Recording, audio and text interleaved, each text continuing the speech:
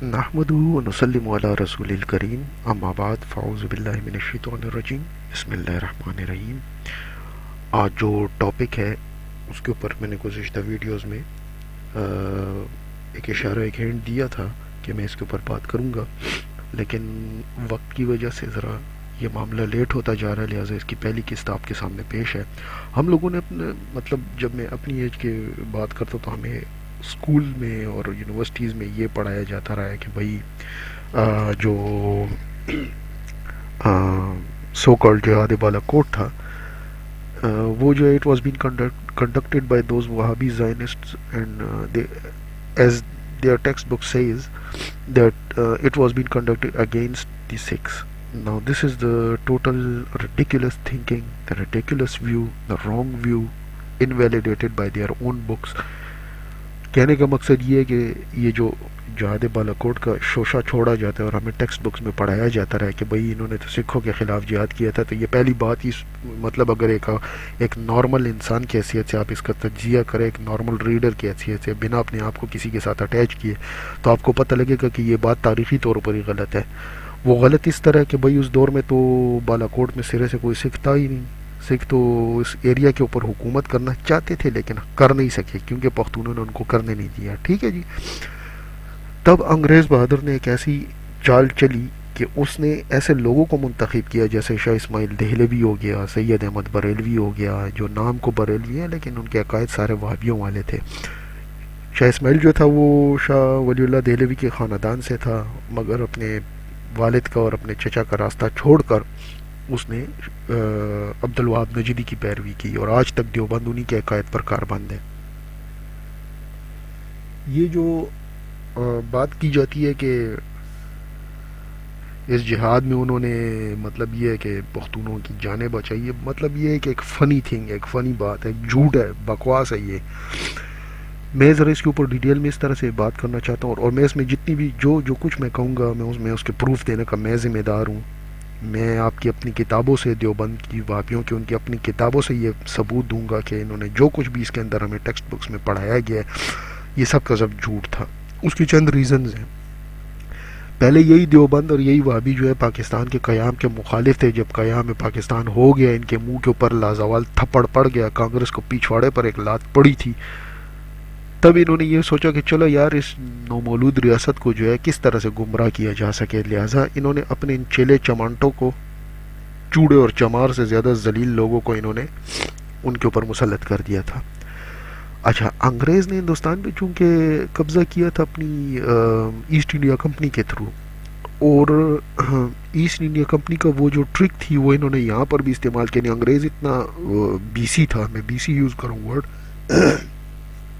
وہ اس لیے کہ جب یہ دوسری قوموں کے ساتھ لڑتا تھا نا تو پھر کس کو استعمال کرتا تھا؟ سکھوں کو فرنٹ پہ رکھا ہوتا تھا جہاد، جب یہ مسلمان اس کے خلاف جہاد کرتے تھے تو مرنے کے لیے کس کو آگے کرتا تھا؟ سکھوں کو آگے کرتا تھا یا پھر گورکھوں کو آگے کرتا تھا، ٹھیک ہے جی۔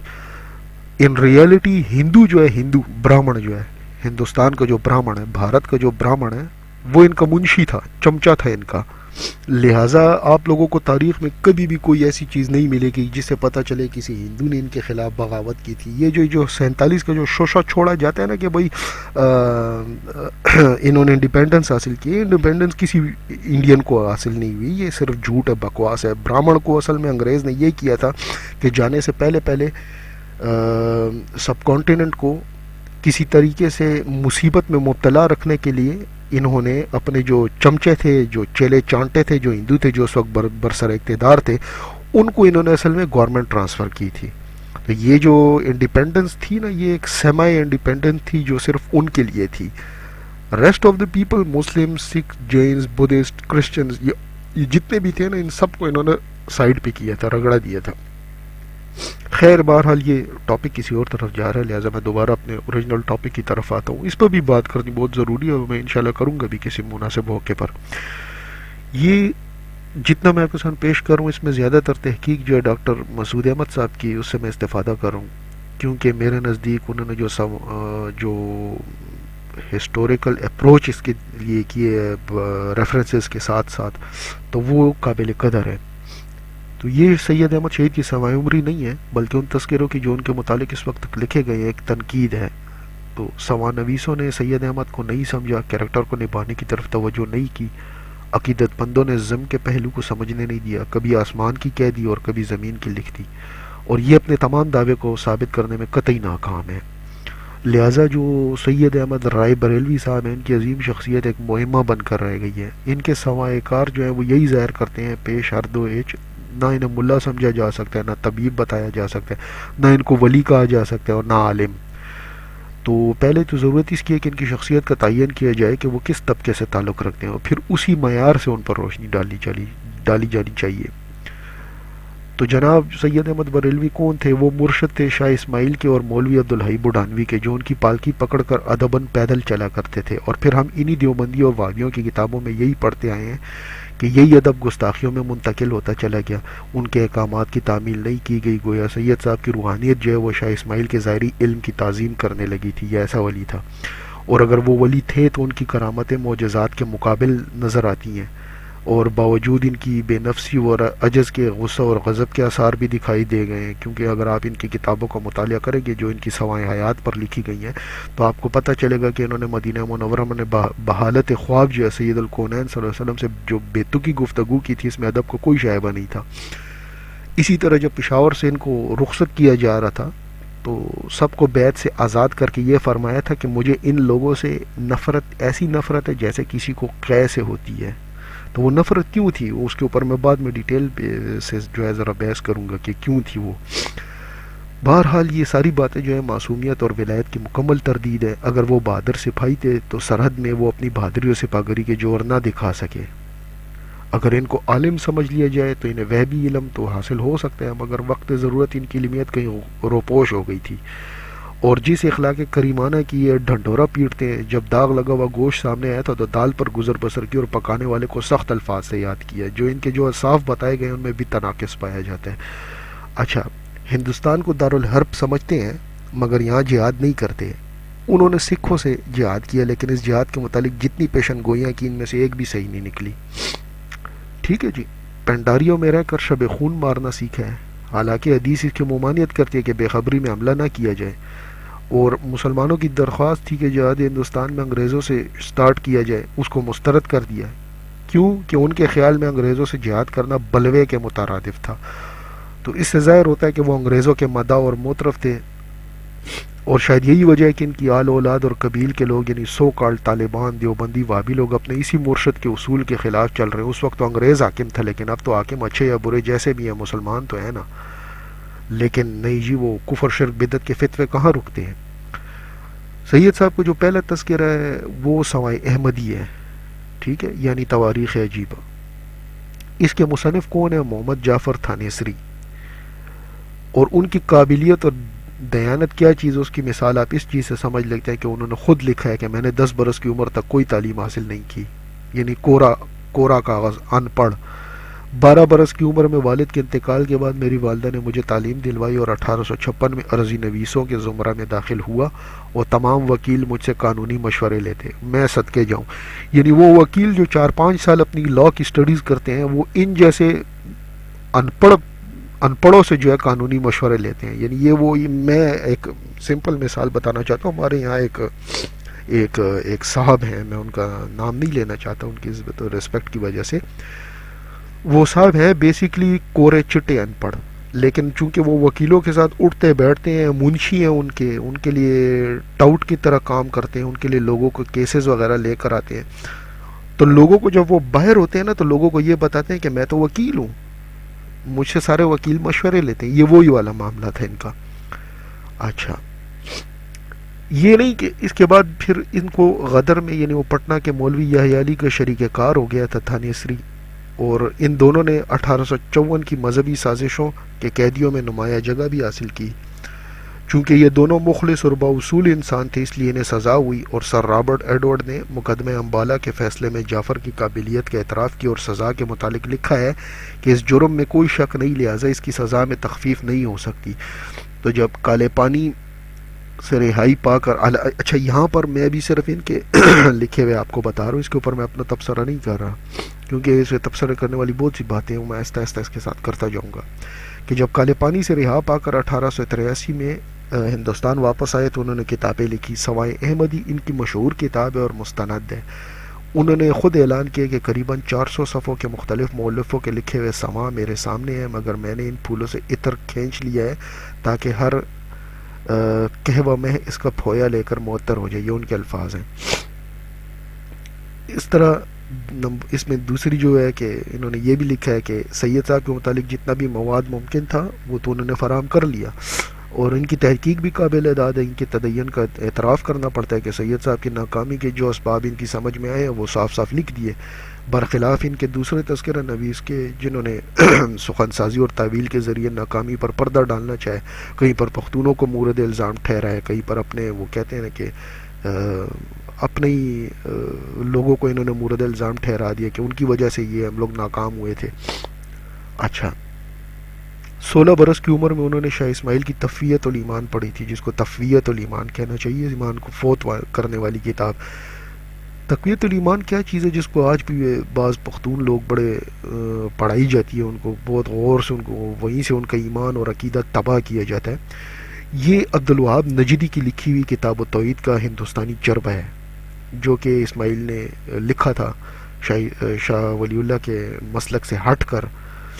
اور انگریز نے جس ٹائم پہلی دفعہ ان کو ممبر پر دیکھا کہ یہ اختلافی مسائل بنا رہے ہیں، یعنی اس وقت کوئی اختلاف نہیں تھا لیکن یہ اختلافی مسائل بنا رہے تھے، مثال کے طور کے اوپر تبرکات کے اوپر بحث شروع کر دی، کئی شیعوں کا کوئی عزاداری دیکھی تو اس کو بیس بنا کر غلطی کی، سنیوں پر بھی الزام تھوپ دیا کہ بھئی سبھی جو ہے ایک جیسے ہیں، یہ سب جو ہے کفر شرک بدعت ہے اور بریلویت ہے. اس حالانکہ وہ بریلویت کا لفظ استعمال اس نے نہیں کیا تھا، لیکن بہرحال بات کی آنے والی دیوبند نے بریلوی اہل سنت و جماعت کو بریلوی قرار دیا تاکہ خود یہ اپنے آپ کو اہل سنت و جماعت کہہ سکیں اور لوگوں کو گمراہ کر سکیں. اچھا، پھر دوسری کتاب جو ان کے سوائے آیات پر لکھی گئی ہے اس کا نام ہے جی حیات طیبہ. میں جتنے حوالے پیش کروں گا وہ ان کتابوں سے ہوں گے. حیات طیبہ میں مرزا حیرت دہلوی نے تمام سیر شاہ اسماعیل کے سر باندھے ہیں اور اس کے ضمیمے میں ادب و عقیدت مندی کے ساتھ سید صاحب کا ذکر خیر کیا ہے. اور بات بھی یہی ہے کہ ولی اللہ تحریک کے اجرا میں مولوی عبدالحی بڈھانوی اور شاہ اسماعیل کو سید صاحب پر تقدم حاصل تھا. اس تذکرے کی روایات میں بعض جگہ اختلاف ہے، لیکن اس کی وجہ سے یہ رائے قائم کرنا کہ ان کا ذریعہ معلومات غلط تھا صحیح نہیں ہے، اور نہ ان کی رائے اور معیار کو غلط سمجھا جا سکتا ہے. مرزا حیرت نے خود لکھا ہے کہ میں نے جو کچھ لکھا ہے اس سے سمجھ لیا جائے گا کہ میں نے بزرگ سید کے صحیح حالات لکھے ہیں اور دوسرے سوانویسوں کی طرح ڈھکوسلہ بازی نہیں کی ہے. چاہے اس سے دلچسپی لے اور چاہے تسکین حاصل کر. اور سید صاحب سے نواب ٹونک وزیر الدولہ کو جب اعتقاد تھا تو پنجاب سے واپس آنے والے ہمراہیوں کو وقت پیدا کرنے کی اور کوئی صورت نہ تھی سوائے اس کے کہ ان کے غائبانہ پیر کی مدح سرائی کی جائے. اور ایسی ایسی کراماتیں اس بزرگ سید کے سر چپکے جن سے ان کی ذات مبرہ تھی. یہ حوالہ آپ نوٹ کر لیں جی، یہ لکھا ہوا ہے حیات طیبہ کے صفحہ نمبر 529 پر. تیسری جو بک ہے جو فیمس جس کو میں نے اپنا ٹاپک بنایا ہے ریسرچ کا وہ ہے جی سیرت سید احمد شہید. یہ ہندوستان سے بھی چھپی ہے، پاکستان میں بھی ملتی ہے. اس کے رائٹر مولانا ابوالحسن علی ندوی ہیں اور یہ ان کے رشحات قلم کا نتیجہ ہے. وہ سید صاحب کے چونکہ خاندان کے چشم و چراغ ہیں تو سید صاحب کے متعلق جو بھی خانگی روایات تھی وہ بھی انہوں نے درج کی ہیں، اسی لیے دوسرے تذکرہ نویسوں پر انہیں فوقیت حاصل ہے. اچھا جی، چوتھی کتاب جو ہے وہ منظورہ ہے. یہ سید جعفر علی گورکھپوری کی غیر شائع شدہ تصنیف ہے. اس میں انہوں نے اپنے ذاتی چشمدید واقعات بھی درج کیے ہیں. اور مولانا غلام رسول مہر دیوبندی کی جو کتاب ہے سید احمد شہید اس کا اصل ماخذ یہی ہے. پانچویں جو کتاب ہے وہ ہے جی مولانا غلام رسول مہر کی سید احمد شہید معرکۃ الآراء ضعیم تصنیف ہے. بڑی جانکاری سے معلومات فراہم کروائی ہیں اور بڑے ذوق و شوق کے ساتھ مفصل حالات لکھے ہیں اور ان کا ذخیرہ معلومات لاجواب ہے. اور ہر معاملہ واقعہ کو اتنی قابلیت اور وضاحت کے ساتھ لکھ دیا کہ پڑھنے والے کو اپنی ذاتی رائے قائم کرنے کی زحمت ہی گوارا نہیں کرنی پڑتی. مبالغہ آمیز مدح کرنا اور قصیدے پڑھنا اگرچہ شاعر کا کام ہے مگر سوائے نگار کے لیے طرز مناسب نہیں ہے. مگر جناب مہر صاحب کی عقیدت مندی اس عیب کی روادار ہے. انہوں نے سید صاحب کو افسانوی ہیرو بنانے کی کوششیں کی ہیں. صحیح ربط و مدارج کے ان کے یہاں بھی پتہ نہیں چلتا، جس کی وجہ سے تصویر بدی ہو گئی ہے. ان کتابوں کو ایک ساتھ پڑھا جائے اور موازنہ کیا جائے تو دماغ کی چولیں ہل کر رہ جاتی ہیں اور کوئی بھی انسان رائے قائم نہیں کر سکتا. معلوم ہوتا ہے کہ یہ کل داستان طلسم ہوشروبہ کا نمونہ ہے، اور ہر مؤلف نیا ترانہ لاپتہ نظر آتا ہے اس میں۔ ان حضرات نے محض اپنے نظریے اور عقیدت کے مطابق روایات کا انتخاب کیا اور بقیہ کو نظر انداز کر دیا ہے۔ ضرورت تھی کہ وقت نظر سے جملہ روایات پر تنقید کر کے نتیجہ نکالا جاتا، اور اس کے بارے میں مزید میں آگے ڈیٹیل اس کے ایکسپلین کروں گا۔ ساتھ ساتھ میں شاہ اسماعیل کو ترجمانی کرنے میں چونکہ ید طولہ حاصل تھی، تو سید صاحب کے اصولوں کو انہوں نے اپنی قابلیت سے اپنی زبان میں ادا کیا ہے۔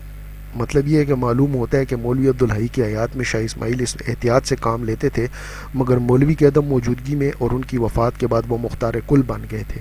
یہی وجہ ہے کہ سید کے حالات مولوی عبدالحی کی وفات سے پہلے اور وفات کے بعد دو لخت نظر آتے ہیں، یعنی جدا جدا نظر آتے ہیں۔ ٹھیک ہے جی۔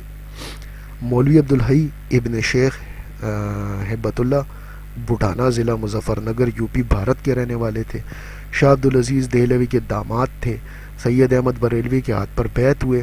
8 شعبان 1243 ہجری بمطابق 1828 بروز اتوار کو عارض بواسیر میں انتقال ہوا، اور اس کا ثبوت آپ کو انہی کی شائع شدہ کراچی کی تصنیف تذکرہ علماء ہند 1961 صفحہ نمبر 287 پر مل جائے گا۔ مولانا عبید اللہ سندھی نے اسی حقیقت کو اپنی سیاسی زبان میں اس طرح ادا کیا ہے کہ مولوی عبدالحی کی وفات کے بعد مرکز دہلی کی اہمیت جاتی رہی، دہلی سے یعنی شاہ محمد اسحاق سے تعلقات منقطع کر لیے گئے اور نیا مرکز سرحد میں بنا لیا گیا، یعنی یہ نوست جو ہے، ہندوستانی نوست جو ہے، یہ منحوسیت جو ہے، یہ وہاں سے اٹھ کے سرحد میں آئی گی۔ مطلب یہ ہوا کہ شاہ اسماعیل کی علمیت و مصلحت اجازت دیتی تھی کہ سید صاحب کی تصویر کو جس رنگ میں چاہیں کھینچے، اور واقعہ یہ ہے کہ شاہ عبدالعزیز نے جب شاہ اسماعیل کی بجائے شاہ محمد اسحاق کو اپنا جانشین بنایا تو کوئی وجہ نہیں تھی کہ شاہ اسماعیل کو تحت الشعور میں مایوسی کا سامنا نہ کرنا پڑا ہو۔ تو ایسی حالت میں شاہ اسماعیل کو اپنی وجاہت قائم رکھنے کے لیے نیا راستہ تو بنانا ہی تھا، وہ بنا ہی لیا۔ جیسے اس دور کے خوارج نے جہاد کے نام سے فساد بنایا تھا، ویسے اس دور کے خوارج تھے۔ یہ اس وجہ سے بھی بیان کرنا، یہ تاریخ کو درست کرنا بہت ضروری ہے کہ ان چیزوں کا اثر ہماری اس موجودہ نسل کے اوپر پڑ رہا ہے۔ ہم نے اپنی آنکھوں سے ان کی یہ کرتوت دیکھے ہیں، تو اس کے تناظر میں ہم لوگ سمجھ سکتے ہیں اور بہتر اس کے بارے میں کوئی ججمنٹ بنا سکتے ہیں کہ ان کا یہ جو فساد ہے اس کا توڑ کیسے ہو۔ پھر جی ابتدا میں مولوی عبدالحی کی سرپرستی حاصل کرنے کے لیے شاہ اسماعیل شاہ محمد اسحاق سے ملتا رہا اور اقتدار حاصل کرنے کے لیے جہاد کا منصوبہ گانٹھا۔ سید صاحب کے مرید ہونے کے بعد تعلقات ترک نہیں کیے بلکہ ایک قسم کی دوری اختیار کی۔ یہ بھی ایک اتفاق ہی تھا کہ جہاد کو جاتے ہوئے مولوی عبدالحی کو اجمیر سے دہلی بھیج دیا گیا اور تمام تر ذمہ دار شاہ صاحبی بنا دیے گئے۔ اب ذرا ان کے اپنے سید احمد بریلوی کے ابتدائی حالات پر نظر ڈالتے ہیں۔ رائے بریلی کا مشہور و معروف قبطی خاندان سادات کسی تعارف کا محتاج نہیں ہے۔ شہنشاہ اورنگزیب کے عہد میں شاہ علم اللہ شیخ آدم بنوری کے خلفاء میں سے تھے۔ ان کی اولاد میں متعدد بزرگ علوم ظاہری و باطنی میں کمال رکھتے تھے۔ سید نعمان کے بھائی سید محمد عرفان زہد و تقوی میں مشہور تھے۔ انہی کے صاحبزادے جناب سید احمد بریلوی تھے، جو یکم ماہ محرم یا ماہ صفر کے 1786 ہجری کو یہ عہد شاہ عالم ثانی میں پیدا ہوئے تھے، اور اسی سال لارڈ کارنوالس نے ہندوستان کی حکومت کے عنان اپنے ہاتھ میں لے لی تھی۔ ان صاحبزادے میں عام بچوں کی سی باتیں نہیں تھیں۔ خصوصیت یہ تھی کہ منموجی تھے، یعنی سائیں جن کو ہمارے یہاں پاکستان میں سائیں کہا جاتا ہے نا، انڈین میں تو سائیں غریب اور فقیر کو کہا جاتا ہے، پاکستان میں سائیں اس کو کہتے ہیں جو مینٹلی طور پر تھوڑا سا ڈھیلا کہتے ہیں نا، وہ اس کو کہا جاتا ہے۔ اور جو کہتے تھے مختصر کہتے تھے، خود ہی سمجھتے تھے، زبان بھی صاف نہیں تھی اور آخر تک صاف نہیں ہو سکی۔ مسکینی، غریبی، کم سخنی اور آہستہ بات کرنا آپ کی خصوصیات تھیں۔ یہ بقول آپ کی اپنی حیات طیبہ میں لکھا ہے، تو کوئی میرے اوپر غصہ نہ کرے، میں آپ کی اپنی کتابوں سے پڑھ کے آپ کو سنا رہا ہوں۔ اسی طرح ان کے بڑے بھائی سید محمد علی ان سے عمر میں بڑے تھے۔ انہوں نے اپنی کتاب مخزن احمدی میں لکھا ہے کہ سید صاحب کی تعلیم مکتب میں شروع ہوئی، تحصیل علم سے رغبت نہ تھی۔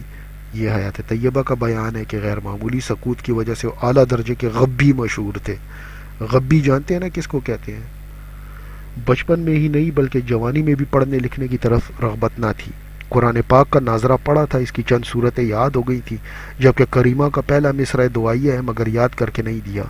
3 برس کی تعلیمی کوشش کے بعد ان کے والد سید محمد عرفان صاحب نے کہا اسے خدا پر چھوڑ دو، وہ اس کے حق میں جو بہتر سمجھے گا کرے گا۔ یعنی ان کا والد تک ان سے تنگ آ گیا تھا کہ یہ تو ٹھپر کدو ہے، اس کو خدا کے حوالے ہی کر دو کہ جو سمجھے گا بہتر کرے گا۔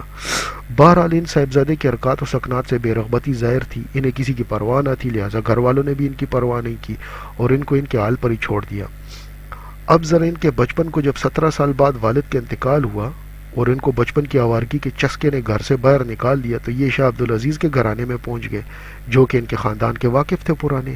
وہیں پر پہلی بار ان کو شاہ عبدالقادر نے مسجد کا رستہ دکھایا اور وہاں بھی کچھ کمال نہ دکھا سکے، پڑھائی میں تو نکمے ہی رہے۔ اب بچپن کو چھوڑ کر ذرا ہم لوگ ان کی چیدہ واقعات اور ضروریات کی طرف آ جائیں تو زیادہ بہتر ہے، اختصار پیش نظر ہے میرے۔ ان کی جو بیعت کا افسانہ ہے اس کے اوپر ذرا کچھ باتیں کی جائیں۔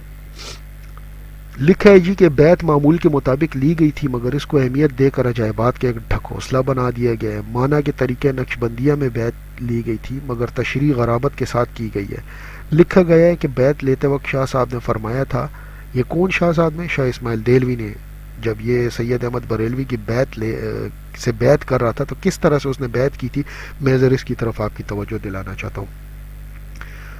تو شاہ صاحب نے فرمایا تھا کہ اگر اس صاحب باطن کو غور کیجیے، اگر اس صاحب باطن کو رشد و ہدایت کے لیے وسیلے کی احتیاج نہیں ہے، اگرچہ اس صاحب باطن کو، انہوں خود کو صاحب باطن کہہ رہا ہے، یعنی باطن کو جاننے والا، انہوں کہتے ہیں نا کہ خود کو بڑی چیز وہ کیا کہتے ہیں پشتو میں، میرے ورڈ آ رہا ہے لیکن میں اس کو یوز نہیں کرنا چاہتا، کہ تورم خان اپنے آپ کو سمجھ رہا تھا کہ میں صاحب باطن ہوں اور اگرچہ مجھے تو کسی بھی طرح رشد و ہدایت کے لیے کسی کے وسیلے کی ضرورت نہیں ہے، یہ ان کی مینٹیلٹی تھی۔ مگر پھر آگے کہتے ہیں مگر اہل ظاہر کی رفع حجت کے لیے بیعت کر لیتا ہوں، بیعت لیے لیتا ہوں، یہ اوریجنل ورڈز ہیں۔ مطلب یہ ہے کہ یہ اگرچہ ان کو ضرورت تو نہیں تھی مگر یہ احسان فرمانے کے لیے اہل ظاہر یعنی ظاہری لوگوں کی رفع حجت کے لیے بیعت انہوں نے کر لی، ٹھیک ہے۔ یہ ان کا اپنے پیر سے بیعت کرتے وقت یہ ان کا سٹینڈ تھا، یہ ان کی اوقات تھی۔ اچھا جی، سید صاحب کیا کہتے ہیں کہ اب ذرا اس واقعے کے بارے میں بیان کیا جائے کہ سید صاحب کی ریالٹی کیا ہے۔ تو اگر آپ تاریخ کی کتابیں پڑھ کے دیکھیں گے تو مالوے کے جو لٹیرے تھے نا، مالوا ایک ایریا ہے بھارت میں، مالوے کے جو لٹیری تھے ان کو پنڈاری کہا جاتا تھا۔ یہ درندگی اور خونخواری میں ید طولہ رکھتے تھے اور امن کے جانی دشمن تھے۔ بستیوں میں آگ لگانا، کھیتوں کو اجاڑ دینا، لوٹ مار کر کے رفو چکر ہو جانا، جیسے ان کے آج کی ہندوتوا کرتی ہے، یہ ان کا بھی یہی وتیرہ تھا۔ یہ ہندوتوا جو انہی کی سمجھو دوسری کاپی ہے جس کے دیوبند بڑے حمایتی ہیں۔ گھوڑوں پر 20-25 کوس تک دھاوا مار لیا کرتے تھے، اپنے ساتھ 2-2 یا 3-3 عورتوں کو یا لڑکیوں کو لاد کر لے جاتے تھے اور فروخت کر دیا کرتے تھے۔ یہ ہندو آتنکوادیوں کے ماں باپ کا ذکر میں آپ کو کروں کہ ان کی اوقات کیا تھی۔ ان کا خوف اس درجہ تاری تھا کہ ان کی خبر سنتے ہی مرد اور عورت کنویں میں چھلانگ مار کر جان دے دیا کرتے تھے۔ مالوے کے راجا ان سے مدد لیا کرتے تھے اور اپنے یہاں ملازم بھی رکھتے تھے۔ یہ پنڈاری کالی دیوی کو پوجتے تھے، اپنی لوٹ مار میں ان سے شگون لیا کرتے تھے۔ دوسہرے کا تہوار دھوم دھام سے مناتے تھے، شاید اسی لیے دیوبند آج بھی ہولی کا تہوار دھوم دھام سے مناتی ہے۔ اسی دن نئی بھرتی کی جاتی تھی، سال بھر کا پروگرام بنایا جاتا تھا اور افسروں کو ترقی دی جاتی تھی۔ ان کے سردار چیتو، واصل خان، کریم خان اور امیر خان تھے۔ اچھا، ان کے خان الفاظ سے آپ یہ مت وہ لگائیے کہ یہ کوئی موجودہ دور کے پختون تھے، نہیں، ان کا مطلب یہ ہے کہ یہ بس جس طرح ان کے اشرف علی خان بنے ہوئے ویسے یہ بھی خان تھے۔ تو امیر خان جو ہے وہ بیسکلی سنبھل ضلع مراد آباد یوپی کا رہنے والا تھا۔ بچپن غریبی کی وجہ سے بھینسیں چرایا کرتا تھا۔ جب 25 سال کا ہوا تو کسی طرح پنڈاریوں میں شامل ہو گئے اور ان کے یہاں رفتہ رفتہ ایسے نمایاں کام کیے کہ سب نے اس کو افسر اعلیٰ تسلیم کر لیا۔ امیر خان کے راجہ ہلکر سے گہرے تعلقات تھے، راجہ انہیں نواب کہا کرتا تھا۔ اس کی دیکھا دیکھی پنڈاریوں کا ہر افسر اپنے آپ کو نواب کہنے لگا۔ تو راجہ ہلکر کی رانیوں میں سب سے زیادہ حسین تلسی بائی تھی۔ راجہ کے مر جانے کے بعد وہی وارث تخت اور نابالغ صاحبزادی کی ولی بنی۔ اس کا دل امیر خان سے مل گیا تھا، لہٰذا اس کو اپنے ساتھ اس نے بھی ولی بنا لیا۔ اسی طرح امیر خان کی شادی میں اور بھی 4 چاند لگ گئے۔ اسی جلن میں تلسی بائی کو کسی پنڈاری نے 1818 میں جہنم واصل کر دیا تھا۔ اس کا ریفرنس آپ کو میں دے دوں کہ Cambridge of history and India کلارک مارکس کی کتاب ہے، CSI chapter number 10 page number 362۔ اچھا، تذکرہ نویسوں نے لکھا ہے کہ سید صاحب وطن سے فرار ہو کر 1228 ہجری بمطابق 1810 عیسوی میں پنڈاریوں کے جتھے میں پہلی بار نمودار ہوئے۔ پتہ نہیں کہ مالوا جانے کا انہیں الہام ہوا تھا، شاہ عبدالعزیز نے ہدایت کی تھی یا بھائی سے ملنے کا ذاتی شوق اس کا محرک تھا؟ ان کے بھائی کا نام کسی نے عبد الرحمن لکھا ہے، کسی نے ابراہیم بتایا ہے۔ سید صاحب کے پہنچنے کے کچھ عرصے بعد ان کا انتقال ہو گیا تھا۔ سید صاحب کا قیام ان لٹیروں میں 7 سال تک رہا۔ اس کے 2 اسباب بتائے جاتے ہیں، یعنی دیوبندیوں کی طرف سے۔ ایک یہ کہ ان بدقماشوں کی اصلاح منظور تھی، دوسرے یہ کہ ان بلائے درمانوں سے فوجی تربیت حاصل کرنا تھی۔ مزے کی بات سنیں نا کہ جن سے اصلاح منظور تھی وہ تو آج تک ان کو اصلاح نصیب نہیں ہوئی۔ اور فوجی تعلیم کون سی حاصل کرنی تھی؟ وہ فوجی تعلیم جسے رسول اللہ صلی اللہ علیہ وسلم نے منع کیا ہے، یعنی شب خون مارنا۔ یہ ان کی پیر کی اصلیت ہے۔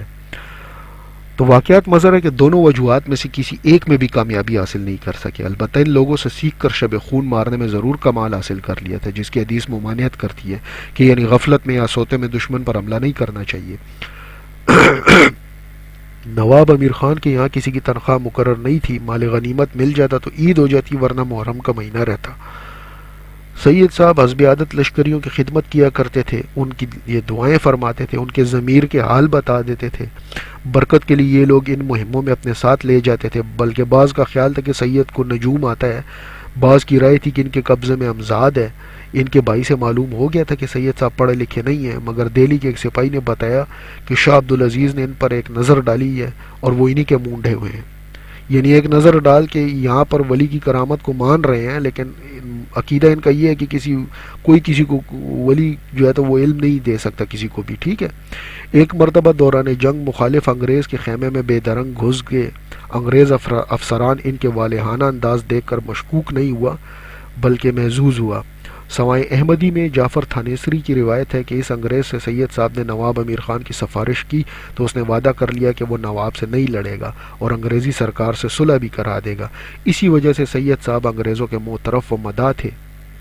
اچھا، اسی طرح سید بے کہے سنے نواب امیر خان کی محفل میں بھی پہنچ جاتے تھے اور ترقی بہبود کی دعائیں دیا کرتے تھے۔ سوچئے ذرا، ایک لٹیرے کی محفل کیسی ہوگی، محفل خاص جس کو کہا جاتا ہے، ظاہر ناچ گانا اور یہ خرافات ہوں گی، اور وہاں پہ کس انداز میں انہوں نے اپنی کتاب میں کیسے لکھا ہے، ترقی بہبود کی دعائیں دیا کرتے تھے، میں صدقے جاواں۔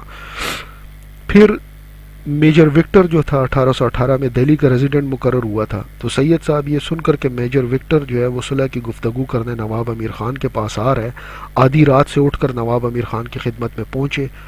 پہلے سمجھایا کہ انگریز سے صلح نہ کرنا، مگر نواب امیر خان کا عذر تھا کہ لشکر کا سامان درست نہیں ہے، لشکری بھی بد دل ہو گئے ہیں، لہٰذا مصلحت یہی ہے کہ صلح کر کے انگریزوں سے 10-5 ہزار روپیہ لے لوں اور اس کے بعد ان کی خبر لوں گا۔ سید نے کہا مصالحت کے بعد آپ سے کچھ نہ ہو سکے گا، وقائع میں لکھا ہوا ہے یہ۔ وزیر الدولہ نے وقائع میں یہ بھی لکھا ہے کہ سید پہلی مرتبہ جس روز لشکر میں تشریف لائے تو اعلان کیا کہ امیر خان کو ریاست و نوابی ملے گی، پھر کچھ عرصے بعد ان کی ریاست سے مجاہدین کا لشکر لے کر ہم گزریں گے۔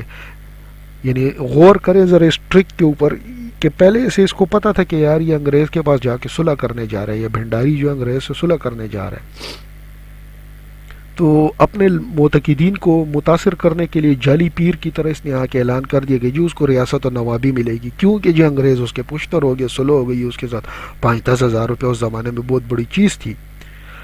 تو پھر اگر اپنا پلان بھی بتا دیا کہ بھئی ہم ان کی ریاست سے مجاہدین کا لشکر لے کر گزریں گے۔ وہ میں بعد میں بات کرتا ہوں کہ مجاہدین کون سے تھے اور کس کام کے لیے استعمال ہوئے تھے۔ مرزا حیرت جو ہے وہ اپنی کتاب حیات طیبہ میں لکھتے ہیں کہ بیچ میدان جنگ میں خیمہ نصب کیا گیا، اس میں سید صاحب، لارڈ ہیسنگز اور امیر خان کے درمیان گفتگو ہوئی۔ نواب امیر خان صلح کے لیے تیار نہیں تھے۔ غور سنیے، پہلا جو ہے ان کی سیرت نگاری میں جو ہے، پہلے جو سیرت نگار ہے وہ کہہ رہے ہیں کہ وہ اس نے یہ بہانہ کیا تھا کہ جی مصلحت کا تقاضا ہے لہٰذا میں تو تیار ہوں، صلح کرتا ہوں۔ پہلے سوانح نگار نے یہ لکھا ہے کہ جی وہ صلح کرنا چاہتا تھا، امیر خان صلح کرنا۔ دوسرا سوانح نگار کیا لکھ رہا ہے کہ وہ راضی نہیں تھا۔ آیت طیبہ کیا کہہ رہی کہ وہ راضی نہیں تھا۔ خود لکھا ہوا ہے کہ سید صاحب نے بڑی مشکل سے انہیں شیشے میں اتارا کہ اپنے لیے نہیں بلکہ اپنی اولاد کی خاطر صلح کر لینی چاہیے۔ چنانچہ لارڈ ہیسنگز بھی اسی وجہ سے سید کی تعظیم و توقیر کیا کرتا تھا۔ غور کیا آپ نے اس چیز کے اوپر کہ انگریز اور بنڈاریوں کی صلح کروانے والا کون تھا؟ سید احمد بریلوی، برائے نام بریلوی۔ یہاں سے کوئی یہ نہ سمجھے کہ جس کو یہ لوگ بریلوی کہتے ہیں وہ والا بریلی تو ایک جگہ ہے ہندوستان میں، جیسے دیوبند ایک جگہ ہے۔ اینی ہاؤ، واقعہ یہ ہے کہ جملہ تذکرہ نگاروں کی روایتیں بربنائے عقیدت فرضی و دقیانوسی ہیں۔ صاحب سیرت احمد شہید نے خرافات سے بچ کر کمالات کا اظہار مختصر و مبہم کیا ہے۔ سماع احمدی میں اگر آپ نے ان کی کراماتوں کی بھرمار دیکھنی ہے تو اس کو پڑھیں۔ مولوی غلام رسول مہر نے اپنی تعویلوں سے کرامتوں کو قابل قبول بنانے کی بڑی پہم کوشش کی ہے۔ ان کا منشا یہی ہے کہ منم کردہ ام رستم داستاں۔ بہرحال سید کی مالوا والی زندگی کے متعلق کوئی صحیح رائے قائم نہیں کی جا سکتی۔ اب اصل بات یہ تھی کہ لارڈ ہیسنگ نے نیپال کی جنگ میں کامیابی حاصل کرنے کے لیے ایک بہت بڑی فوج سے مالوے کا محاصرہ کر لیا۔ جب مراٹھوں اور راجاؤں نے ہتھیار ڈال دیے تو امیر خان کے سامنے یا موت تھی یا صلح تھی، دو چیزیں رہ گئی تھی۔ سید کی ولایت و کرامت سے جب کچھ نہ بن سکا تو نواب امیر خان نے انگریزوں سے مجبوراً صلح کر لی۔ یہ صلح 1817 میں ہوئی تھی، جس کی بنا پر امیر خان کو وہ ایریا دیا گیا جو ان کی جولانگاہ تھا، یعنی ٹونک، اور باقاعدہ نواب بنا دیا گیا۔ سنا ہوگا نا، آج کے دور میں آپ سنتے ہیں کہ ٹونک کے نواب اور یہ نواب وواب کا سلسلہ وہیں سے چلے، انگریزوں کے نواب ہے یہ۔ اچھا، واصل خان کا انتقال ہو گیا، چیتو نے رائے فرار اختیار کی، جنگل میں سے چیتے نے ہڑپ کر لیا، کریم خان کو گورکھپور میں جاگیر دے دی گئی اور نوابی کے خطاب سے سرفراز کر دیا گیا۔ سید صاحب پنڈاریوں میں 7 سال رونق افروز رہے، مگر حیرت ہے ان کے متعلق خاندان والوں نے یا دہلی والوں کے احباب نے تجسس تک نہیں کیا۔ نہ سید صاحب کو اپنی اہلیہ اور صاحبزادی اور نواسی کا خیال آیا۔ البتہ مرزا حیرت نے اشارہ کیا کہ سید صاحب لشکر سے چندہ جمع کر کے مدرسہ رحیمیہ کو دہلی بھیجا کرتے تھے۔ ایک رسالہ مکاتیب بریلی کے نام سے بھی شائع کیا گیا تھا۔ اس میں وہ خطوط تھے جو سید صاحب نے اپنی ازواج کو لکھے تھے۔ ان خطوط سے سید کی خانگی زندگی کے مستند حالات معلوم ہو سکتے تھے، لیکن مولانا غلام رسول مہر اور مولوی سید ابو الحسن ندوی نے اس رسالے کے متعلق بالکل خاموشی اختیار کیے رکھی ہے کہ در گفتن نمی آید۔ بہرحال کچھ تو ہے کہ جس کی پردہ داری ہے، کوئی ایسی باتیں ہوں گی جس کو انہوں نے بتانا مناسب نہیں سمجھا۔ اب ذرا ان کے مذہبی انقلاب کی حقیقت کے بارے میں کچھ بات کی جائے۔ مغلوں کی حکومت کے اختتام کے بعد اور جب انگریزوں کی قسمت چمک رہی تھی تو تحریک ولی الہی کو شاہ عبدالعزیز رحمۃ اللہ علیہ بخوبی چلا رہے تھے کہ اتنے میں شاہ اسماعیل نے سید احمد رائے بریلوی کی سرکردگی میں اپنی جودت تباہ سے نئی راہ نکالی۔ 18ویں صدی عیسوی کے نصف میں کچھ ایسی آواز چلی کہ دنیا کے ہر حصے میں اصلاحات و ایجادات شروع ہو گئی تھی۔ ضرورت ایجاد کی ماں کہلاتی ہے، اقتصادی بحران انقلاب کا باعث بنتا ہے۔ تو یورپ میں تو اس کے دفعے کے لیے سائنس، ٹیکنالوجی، صنعت و عرفت کی طرف توجہ دی گئی۔ نتیجہ یہ ہوا کہ ضعیف البنیان انسان نے خدائی کا دعویٰ کیا، وہ ترقی کی نئی راہیں اپنے لیے کھولیں۔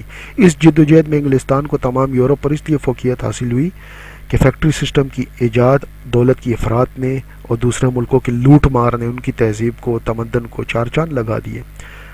اچھا، اسی موقع پر فرانس کے تھوڑا سا بیان کر دیا جائے کہ اس دور میں فرانس اپنی، یہ میں چونکہ ان کی اپنی کتابوں سے بھی اخذ کر کے آپ کو بتا رہا ہوں، لہٰذا اس کو ڈیٹیل میں ایگزیکٹ جو ہے وہ سکینز اگر آپ دیکھنا چاہتے ہیں تو وہ آپ ہمارے فورم پر آ کر دیکھ سکتے ہیں، وہاں پر دیے میں آلریڈی، تو میں اس کو فردر ان شارٹ آگے بتا رہا ہوں آپ کو۔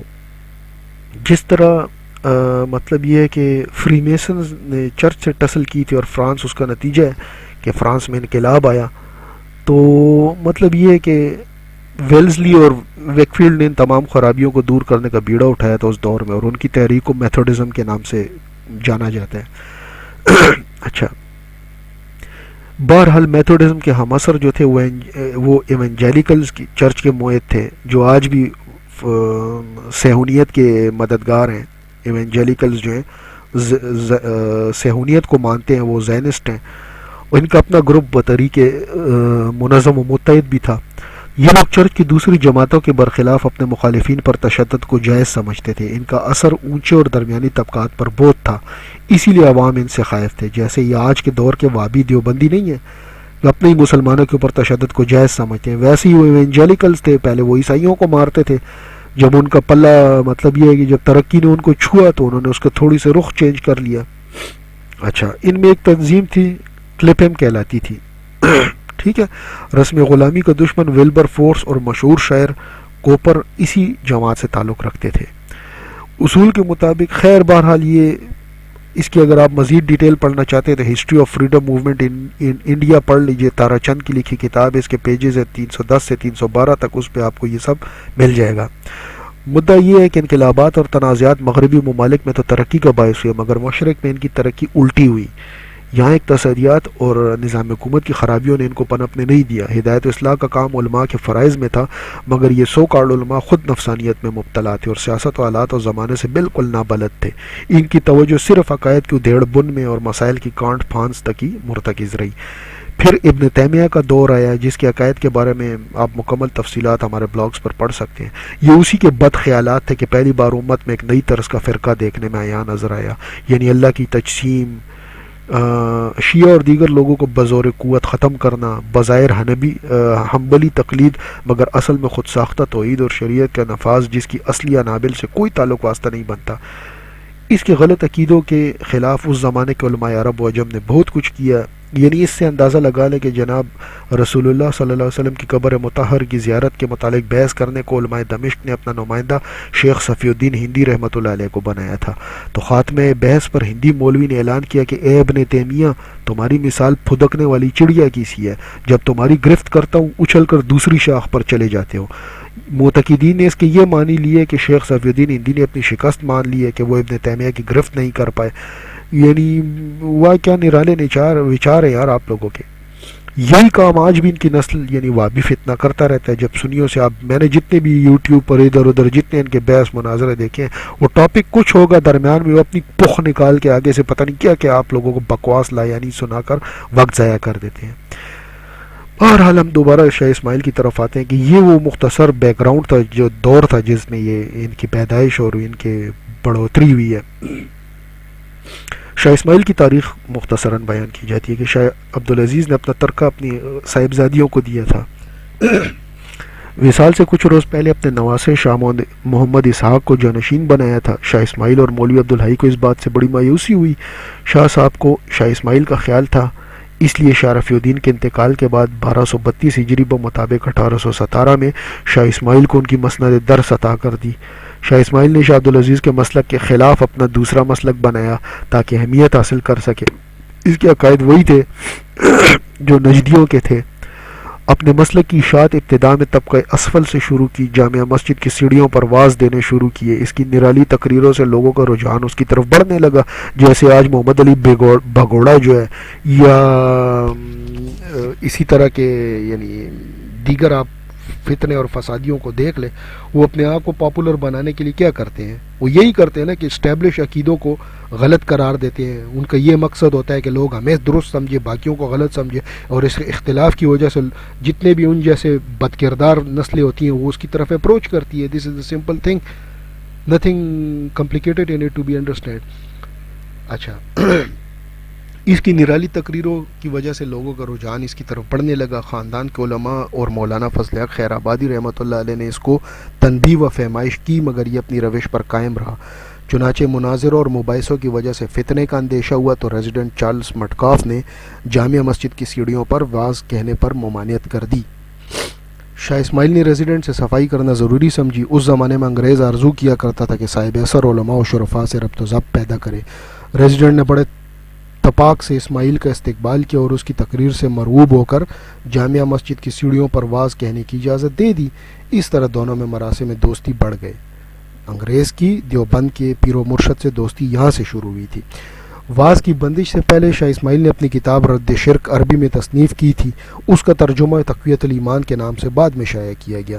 اس کے مسودہ احباب کو سناتے وقت اس نے اقرار کیا تھا کہ بعض جگہ شرک خفی کو شرک جلی لکھ دیا ہے، لہٰذا ترمیم کر کے تصحیح کر دوں گا۔ مومن خان نے اپنی رائے دی کہ ایسے ہی رہنے دو، بدلنے کی کیا ضرورت ہے۔ تقویت الایمان میں جہاد کا مطلق ذکر نہیں ہے، آپ کو کوئی جہاد وہاد کا ذکر نہیں ملے گا۔ ریزیڈنٹ نے کسی ملاقات میں یقیناً شاہ عبدالعزیز کے دارالحرب والے فتوے کا مطلب و مقصد سمجھا اور ایسا مفہوم بھی ظاہر کیا ہوگا کہ ہم لوگ کسی کے مذہب میں در انداز نہیں ہوتے اور امن قائم رکھنے کی کوششیں کرتے ہیں، پھر یہ فتویٰ ہمارے خلاف کیوں جاری کیا گیا؟ برخلاف ہماری سکھوں کو دیکھیے مسلمانوں پر کس درجہ مظالم کرتے ہیں اور انہیں معافی دے دی گئی ہے۔ پتہ نہیں کہ شاہ صاحب نے کس منطقی اصول سے ریزیڈنٹ کی تسلی کی ہوگی، مگر سکھوں کے مظالم والی بات کو انہوں نے اپنی گرہ میں باندھ لیا۔ دارالحرب والے فتوے کے معنی سمجھے، جس میں کلکتہ سے لاہور تک کا ملک دارالحرب قرار دیا گیا ہے۔ اس کا اشارہ انگریز اور سکھوں دونوں کی طرف ہے. پھر شنیدہ کے بود مانندیدہ کے اصول پر پنجاب کا خفیہ دورہ کیا. سکھوں کے مظالم بچشم خود دیکھے اور یہ بھی ملاحظہ کیا کہ بے کس مسلمان سکھوں کی عملداری سے بھاگ کر انگریزی عملداری میں آ کر پناہ لیتے ہیں اور حفاظت دامن کے ساتھ رہتے ہیں. نتیجہ یہ نکالا جا سکتا ہے کہ سکھوں سے انگریز اچھے ہیں. پھر سکھوں کے خلاف انگریز سے بھی مدد حاصل کی جا سکتی ہے. شاہ عبدالعزیز کے معتقدین بھی ساتھ ہو جائیں گے اور ہندوستانی مسلمان جو کارناوالس اور ولزولی کے اصولوں کی وجہ سے ابتلا میں مبتلا ہیں خود بخود امنوا ہو جائیں گے، یعنی آسان الفاظ میں کہ یعنی غلامی قبول کر لیں گے. تو دہلی واپس آ کر تکالیف برداشت کرنے کی عادات ڈالنا شروع کر دی. تیرنے لگے، ننگے پاؤں تپتی ریت پر ٹہلنا شروع کیا، پیاس اور بھوک پر غالب آنے کی مشقیں شروع کر دی. گویا ہر تکلیف کو راحت بنا لیا اور سکھوں کے خلاف اجرائے جہاد کی تدبیریں سوچنے لگے. اس عرصے میں دہلی کا ریزیڈنٹ بدل گیا تھا اور اس کرم فرما کی بجائے ڈیوڈ وکٹر جو ہے وہ ریزیڈنٹ ہو کر دوبارہ آ گیا تھا، جس سے شناسائی ان کی نہیں تھی. اندرین حالات اپنے استاد مولوی عبدالحی کے امراض بنا کر مشورہ کر سکتے تھے، اور چونکہ مولوی صاحب میرٹھ میں انگریز کے دفتر میں ملازمت کرنے کی وجہ سے صاحبان والا شان کے مزاج و عادات سے بھی واقف تھے، ان سے بھی بہترین مدد ملنے کی پوری امید تھی. جب مشکلات کی وجہ سے اسکیم تیار نہ ہو سکی تو مولوی عبدالحی سے مشورہ کیا کہ انہوں نے اس کو مشورہ دیا کہ اس مشکل کو سید احمد صاحب سے مل کر حل کرنا چاہیے اور وہ اپنی روحانیت سے صحیح راہ بتائیں گے.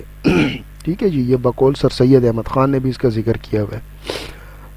اگر آپ کو پروف چاہیے تو میں آپ کو الفاظ کے ساتھ پروف دیتا ہوں جی. مقالات سر سید احمد حصہ 16 صفحہ نمبر 246. ٹھیک ہے جی. مولوی محمد اسماعیل قائم مقام علوم رسمی کی تدریس اور درس میں مصروف تھے اور اہل باطن کی طرف چنداں ملتفت نہ ہوتے تھے. یہ ان کے لکھے الفاظ اور سر سید کے.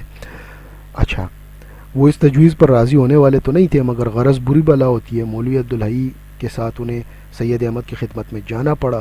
سید کی روحانیت کی عام شہرت تو بیان کی جا ہی چکی ہے، وہ اور یہ بھی مشہور تھا کہ امیر خان کو نوابی انہوں نے ہی دلوائی ہے اور اس معاملے میں ڈیوڈ کا بھی دخل تھا. لہٰذا یہی دو امور ایسے تھے جن کی وجہ سے اسماعیل سید احمد کی خدمت میں جانے کو تیار ہو گیا.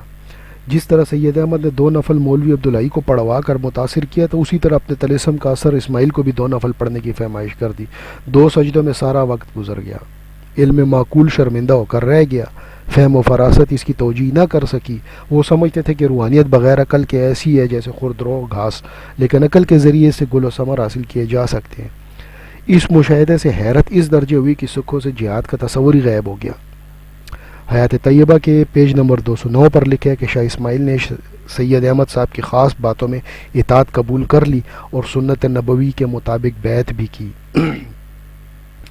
مرزا حیرت کی صداقت کا ثبوت اسماعیل کے عقائد و اعمال سے مل جاتا ہے. چنانچہ اس جھوٹے غبی انسان کی جھوٹی روحانیت سے متاثر ہو کر اسماعیل نے بھی ایسے ہی کیا. یہ صحیح ہے کہ سیاست مذہب کی لونڈی ہے، مگر شاہ اسماعیل کا تصور تھا کہ مذہب میں اختراع کر کے اپنی نئی حکومت بنا لیں گے اور حاجی شریعت اللہ سے سبقت لے جائیں گے. غور کریں اس پوائنٹ کو کہ مذہب میں اختراع کر کے اپنی نئی حکومت بنا لینے کی جو آئیڈیالوجی ہے وہ تو آج تک کام کر رہی ہے. آپ لوگ دیکھیں ماضی میں صوفی محمد ہو گیا، فضل اللہ ہو گیا، یہ ملا عمر ہو گیا، یہ دیگر جتنے بھی ان کے چیلے چانٹے ہیں، یہ سب کے سب وہی تو کر رہے ہیں جو ان کے پیر و مرشد ماضی میں کرتے رہے، فتنہ و فساد. ٹھیک ہے، مگر ان کی جو جدتیں تھیں، تیز مزاجیاں تھیں اور تنگ نظریاں تھیں، وہ فرقے کا باعث بنی. تفرقہ کا باعث یہ لوگ تھے. ان کی تعلیم اگر دیکھی جائے تو آج بھی اتحاد کے در سے محروم ہے. اس عبدالوہاب کی تقلید میں یہاں کی حکومت کو اپنا سرپرست بنانا چاہا، مگر انگریز ان سے زیادہ ہوشیار اور شاطر تھا. جب تک سکھوں سے باوجود معاہدے خوف رہا، اسماعیل کو انہوں نے اپنا اعلی کار بنائے رکھا. جیسے آج جب تک ہندوستان اور امریکنوں کو ضرورت ہے فضل اللہ کی، اس کو پناہ بھی دے رکھی ہے افغانیوں نے وہاں پر، اپنے ہی وطن میں شمالیوں نے. اور جب ان کا کام ختم ہو جائے گا تو اس کو ٹانگ دیں گے، مار دیں گے اس کو، اور ان کے ٹیشو پیپر سے زیادہ ان کی کیا حیثیت ہے.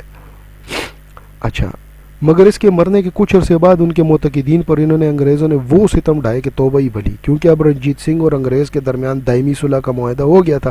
رنجیت سنگھ اور انگریز کی صلح کس نے کرائی تھی؟ آپ کی اسی شاہ اسماعیل کے سید احمد بریلوی پیر و مرشد نے کرائی تھی. ٹھیک ہے جی.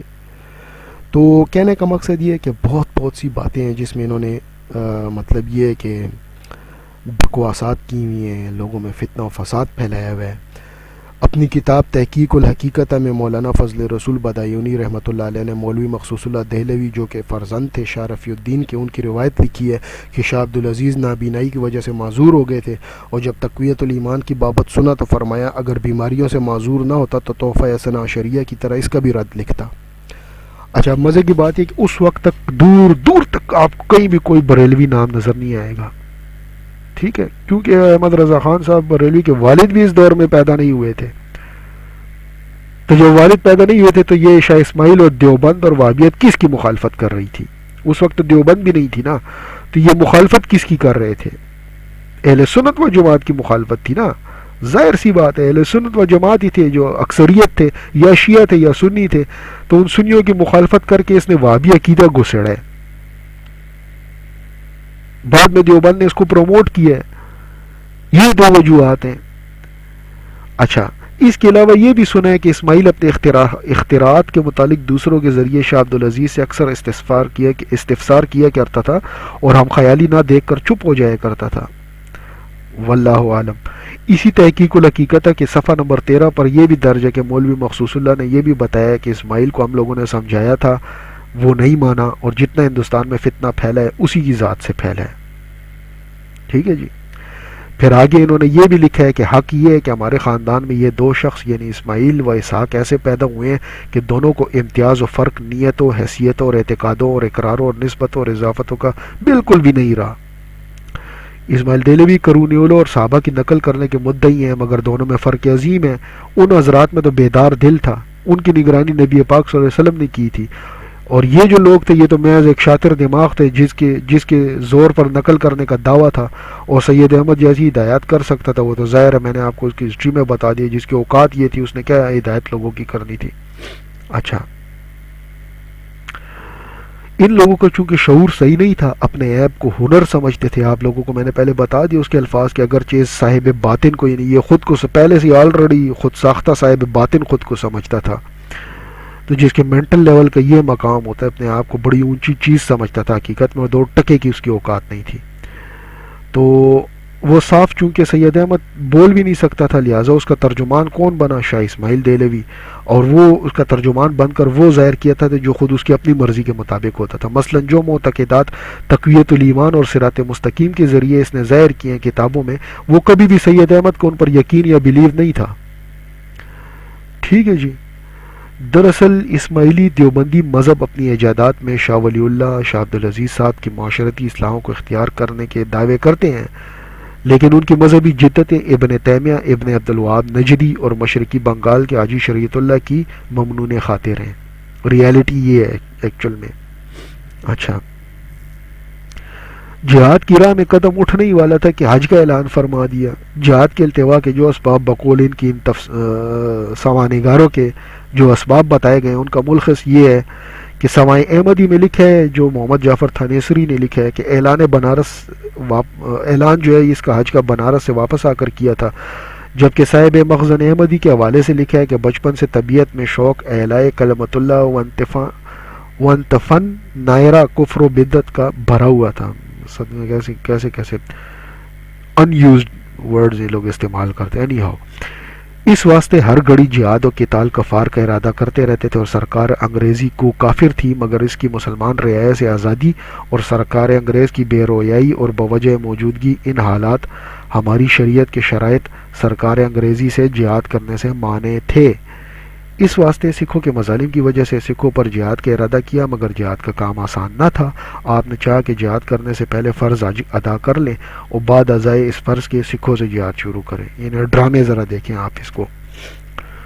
سیرت سید احمد شہید مولوی ابو الحسن علی ندوی میں کیا لکھا ہے؟ اس میں لکھا ہے جی کہ محبت و شوق و جذب الہی کا، مگر صاحب مخزن کا بیان بئی الفاظ یعنی سوائے احمدی میں ہے کہ چونکہ انگریزی عدل گستری کی وجہ سے ان سے جہاد کرنا جائز نہیں تھا۔ عدل گستری مطلب یہ کہ وہ بہت منصف مزاج اور نیک لوگ تھے۔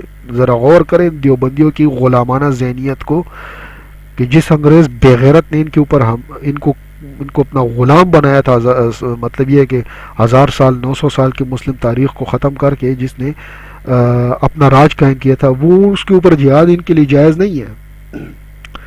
لہٰذا سکھوں سے جو حارج و مانع مذہب تھے جہاد کرنے کی ٹھہری اور طے کیا کہ حج پہلے کیا جائے، اور سب مریدوں کو اس کی اطلاع دی گئی۔ مخزن احمدی کی معلومات یقیناً صحیح ہو سکتی ہیں کیونکہ مصنف سید کے بڑے بھانجے تھے اور سفر و حضر میں ساتھ بھی رہتے تھے۔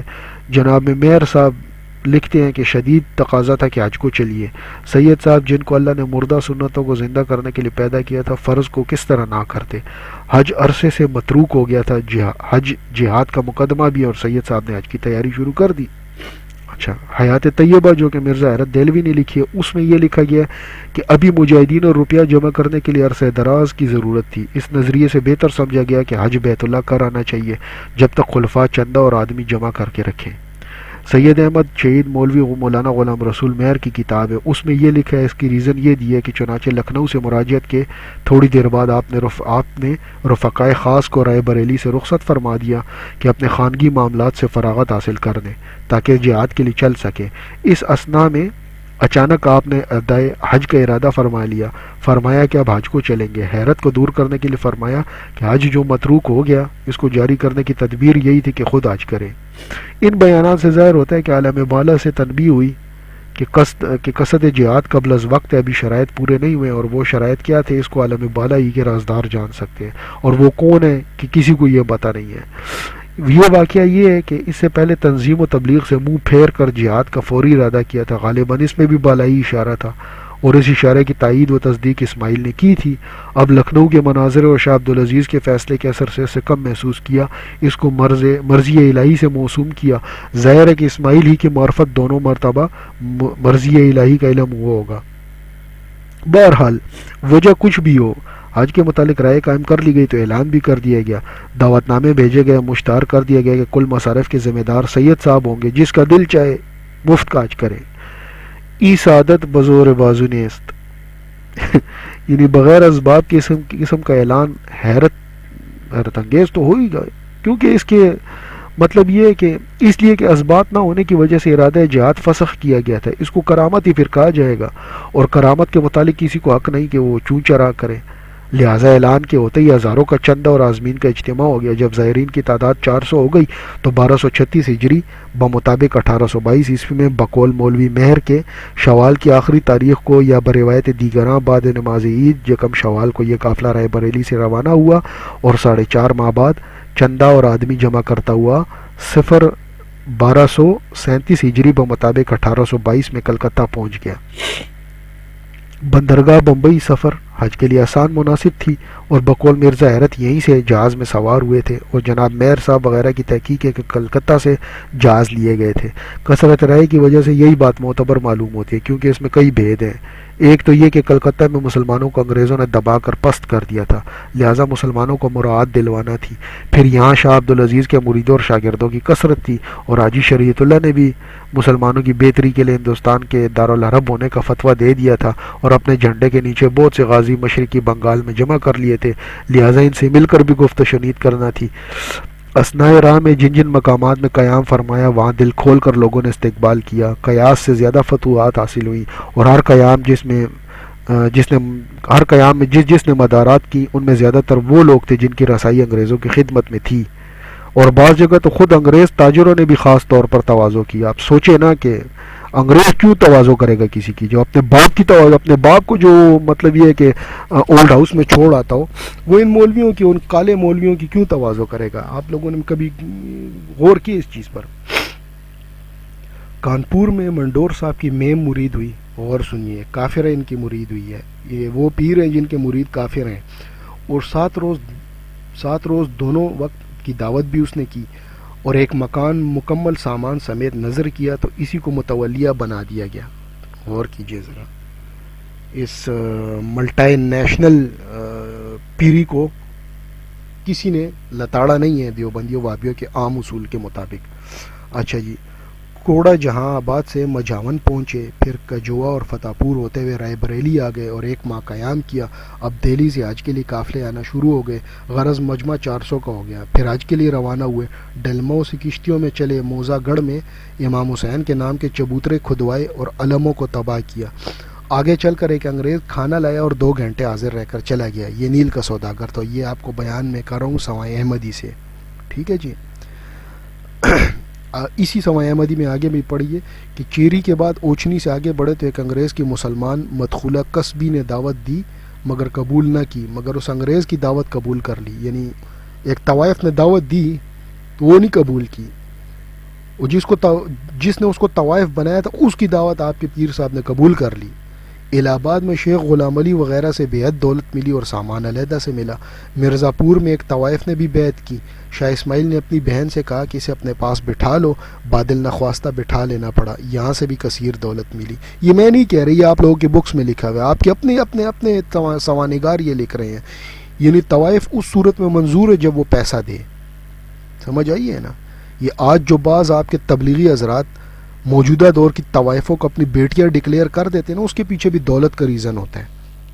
ظاہر ہے بھائی، ہم لوگ تو آپ کی کتابیں دیکھ کے یہی سمجھ آئے گی. پھر آج بھی آپ لوگوں کے مولوی کسی کو اپنی بہن بیٹی بنا لیتے ہیں، بعد میں اسی کی طلاقیں کروا رہے ہوتے ہیں. اینی ہاؤ آگے لکھے ہے جی کہ بنارس میں موجود بارش کے دعوتوں کا سلسلہ نہیں ٹوٹا. عید قربان میں گائیں قربان کی گئی، وہاں کے مسلمانوں کے اختلافات کو دور کیا گیا. تلوکہ چمار کو مسلمان کر کے اس کا نام الہی بخش رکھا. تیموری شہزادے بھی سلام کو حاضر ہوئے.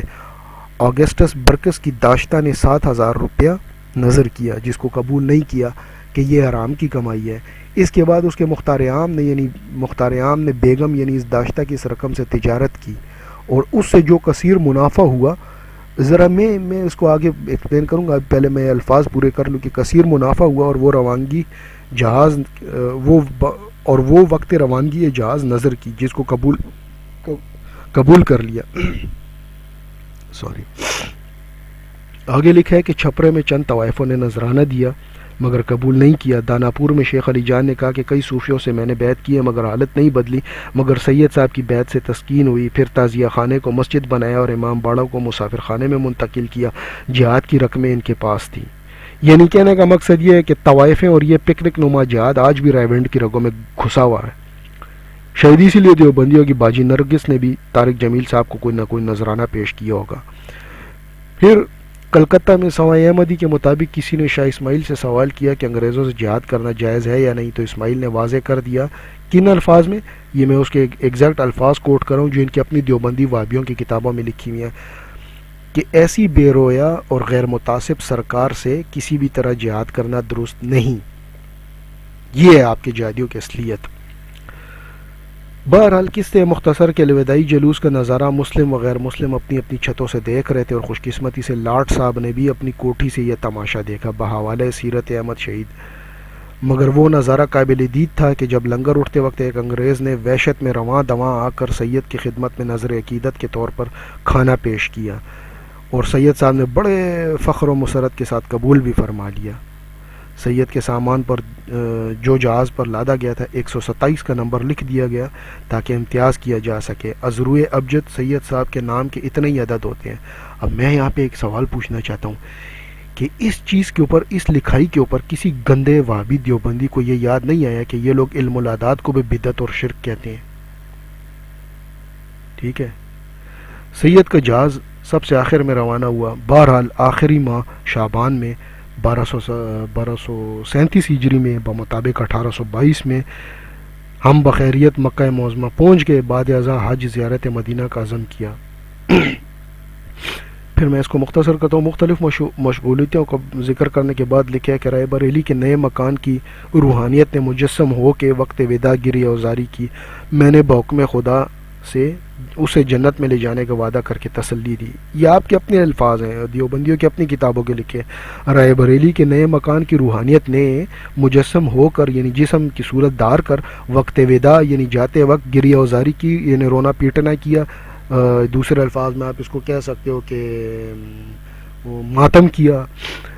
پھر لکھا ہے کہ جی میں نے بحکم خدا اسے جنت میں لے جانے کا وعدہ کر کے تسلی دی. یہ آپ کے سید صاحب لکھ رہے ہیں کہ میں نے بحکم خدا، یعنی ان کا خدا سے اتنا پکا لنک تھا کہ انہوں نے وہاں سے SMS بھیجا کہ بھئی اس کو جنت کی بشارت دے دو میری طرف سے.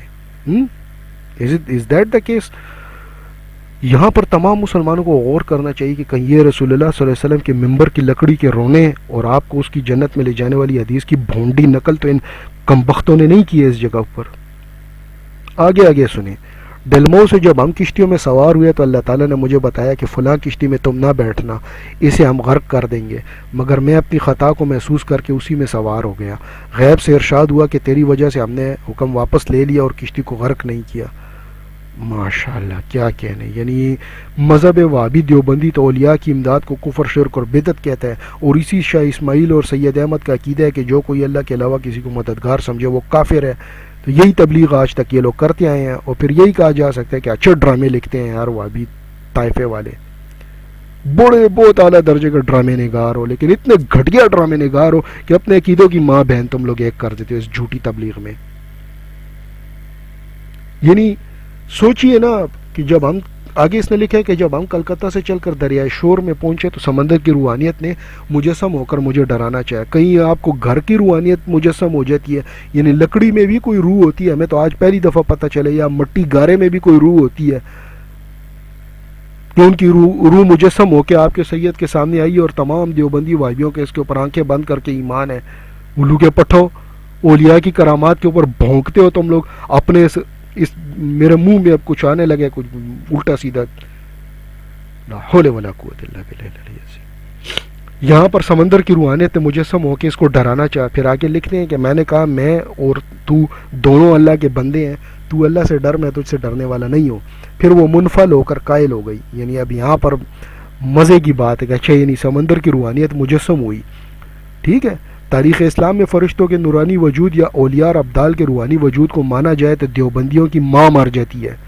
وہ اس کو ہندو دھرم اور نہ جانے کون کون سے مشرک دھرم سے ملا کر اہل سنت کو بریلوی کہہ کر ان کے اوپر کفر، شرک اور بدعت کے الزام دھر دیتے ہیں، لیکن یہاں اپنی خود کی کتابوں میں غیر اللہ کے مجسم وجود کو تم لوگ مان رہے ہو۔ بے شرمو، بے غیرتو، بدذاتو، غیرت نام کی کوئی چیز تم لوگوں میں نہیں ہے، بے غیرت کی اولاد۔ دوسری جگہ پر کیا انہوں نے لکھا ہے کہ جی دوسری اہم بات اس میں یہ ہے کہ اس وجود کو اس نے، یہ آپ کے سید احمد بریلوی کہتے ہیں تو بھی اللہ کا بندہ ہے۔ یعنی what the hell is this یار، یعنی عقل دیکھیے ان کے، ان سو کالڈ ان پڑھ عالموں کی، کہ روحانی وجود جو نہ مرد نہ عورت ہوتا ہے اس کو بندے خدا بنا دیے بجائے مخلوق کہنے کے۔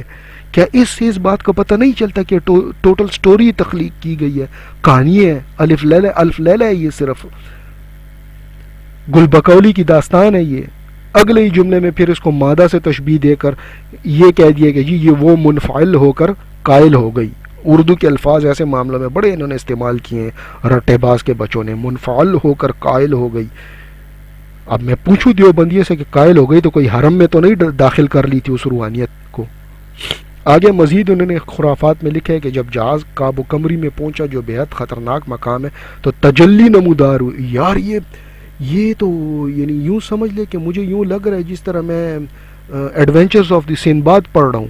کبھی گھر کی روحانیت مجسم ہو کے آ جاتی ہے، ٹھیک ہے جی، کبھی سندباد کو، ان کے سندباد کے سفر کو جو ہے کبھی کوئی بغداد کا چور مل جاتا ہے، کہیں پر سمندر روحانی طور پر مجسم ہو کے سامنے آ جاتا ہے، اب تجلی نمودار ہو گئی ہے۔ اچھا آگے پورا سنیں مزے کی، یہ انٹرسٹنگ بڑی الف لیلہ کی بہت، مجھے تو یہ میں تو کہتا ہوں کہ اگر کسی نے سٹوریاں پڑھنی ہو نا بچوں کو تو وہ اس کو یہ پڑھائے کہ جب جہاز کعب و کمری میں پہنچا جو بے حد خطرناک مقام ہے تو تجلی نمودار ہوئی اور فرمایا کہ تجھے غرق کر دیا جائے گا۔ میں نے سر نیاز جھکا دیا، ارشاد ہوا اب غرق نہیں کریں گے۔ وہ میں صدقے جاؤں، مسلمان کو تو یہی پتہ ہے کہ اللہ کبھی اپنا وعدہ یا اپنی بات نہیں موڑتا، پھر جب دیوبند ولایت کا قائل ہی نہیں ہے تو پہلی بات کہ اللہ نے اپنا وعدہ کیوں کر توڑ ڈالا کہ پہلے تو کشتی غرق کرنی تھی، لیکن جب جناب نے قصدن تشریف کا ٹوکرا لے جانے سے مطلب یہ کہ اللہ تعالیٰ نے اپنا ارادہ بدل دیا ہے، لیکن قرآن تو کہتا ہے کہ اللہ اپنا ارادہ کبھی نہیں بدلتا، اور وہ بھی اس کے لیے جس نے اس کا قصدن حکم توڑا ہو۔ یہ کیسے ممکن ہے یار؟ اور پھر تجلی کا نمودار ہونا، اس کا کہنا کہ تجھے غرق کر دیا جائے گا، اور اس سے پھر اگلے ہی لمحے صرف سر جھکانے پر پھر سے قدرت نے اپنا ارادہ تبدیل کر لیا۔ یہ کیسی قدرت ہے جو عورت کی زبان سے بھی زیادہ دیوبندیوں کی کتاب میں جلدی جلدی رنگ بدلتی ہے؟ اور یا پھر یہ سب کچھ ڈرامہ؟ حقیقت تو یہی ہے کہ سب ڈرامہ ہے، مبالغہ آرائی سے زیادہ کچھ بھی نہیں ہے۔ یہ ان کی اصلیتیں جو میں آپ کے سامنے بتا رہا ہوں، ایسی آپ کو کبھی کوئی نہیں بتاتے یہ لوگ۔ یہاں یہ بھی بات بیان کرنا ضرور ضروری ہے کہ اس تجلی کے جواب پر حضرت صاحب نے خوش ہو کر ایک محفل منعقد کی۔ مزے کی بات، بہت انٹرسٹنگ بات ہے آپ سنیوں کے لیے بھی، کہ اس تجلی کے جواب پر حضرت صاحب نے خوش ہو کر ایک محفل منعقد کی، اور حیرت کا مقام ہے کہ میلاد کا انکار کرنے والے دیوبندیوں نے، وہابیوں نے اپنے پیر کے اقتداء میں، اور تقلید کے منکروں نے اپنے شیخ سید احمد بریلوی کی تقلید میں، اندھی تقلید میں، اسی محفل میلاد میں شرکت بھی کر لی۔ اس کا حوالہ آپ کو دوں، سوائے احمدی کے صفحہ نمبر 810 پر یہ لکھا ہوا ہے۔ قصہ مختصر مزید بھی بڑے دلچسپ واقعات اور کہانیاں لکھی ہوئی ہیں جن کو طوالت کے باعث بیان نہیں کیا جا رہا، لیکن یقین کریں کہ ایک ایک پوائنٹ پر دیوبندیوں کے دھرم کی بنیادیں ہل سکتی ہیں۔ مثال کے طور پر سید کا اور اسماعیل کا مدینہ اور مقامات متبرکہ کی حاضریاں لگانا ان کے وہابی دھرم کے بالکل برعکس ہے، لیکن یہ خود ان کی کتابوں میں لکھا ہوا ہے۔ اور تو اور رسول اللہ صلی اللہ علیہ وسلم کی بشارتیں بھی ان کے حق میں ہیں، اور پھر شاہ جنات کی ذریات کو بھی بیعت کا شرف عطا ہونا، یعنی جب غوث الاعظم دستگیر رحمۃ اللہ علیہ کے غلاموں میں شاہ جنات کا نام آئے تو یہ لوگ ان باتوں کو جہالت اور کمزور اعتقاد قرار دیتے ہیں، لیکن خود کے لیے وہ سارے اصول ختم ہیں۔ کسی نے نہیں پوچھا آج تک دیوبندیوں کے 250 سالہ دھرم کی تاریخ میں کہ بھئی یہ آتا ہے سرل تنیا اور کڑے دا۔ اسی حیات طیبہ میں یہ بھی لکھا ہے کہ عورتوں کے حمل بھی گر گئے اور بچے بھی سفر کے دوران پیدا ہوئے۔ اب میں مطلب یہ ہے کہ اب ان سے اب کوئی دیوبندی اس پکنک نما حج کا بتائے کہ وہ کون سا حج ہے جس میں آدمی اپنی خواتین کے ساتھ رفاقت کر سکتا ہے؟ بتائیں نا، حج کے دوران تو جنسی میل ملاپ کی ممانعت ہے۔ وہ یہ کیسا آپ لوگوں کا پکنک تھا بھائی کہ جس کے دوران بچے بھی پیدا ہو رہے ہیں، عورتوں کے حمل بھی گر رہے ہیں؟ میں صدقے جاؤں اللہ، پورا داستان امیر حمزہ ہے کہ کیا ہے یہ؟ حیات طیبہ میں یہ لکھا ہے کہ مکہ شریف میں پہلے سے خبر ہو گئی تھی کہ وہابیوں کا قافلہ آ رہا ہے۔ کس کا؟ وہابیوں کا قافلہ۔ یہ جو دیوبند کہتی ہے منگ خو وہابیان نہیں غو خریدا ہر کی دستا زدہ وہابیان ودا دو ہوا ہے تاسو دے لے سنت سرستا سویس تعلق نشتا۔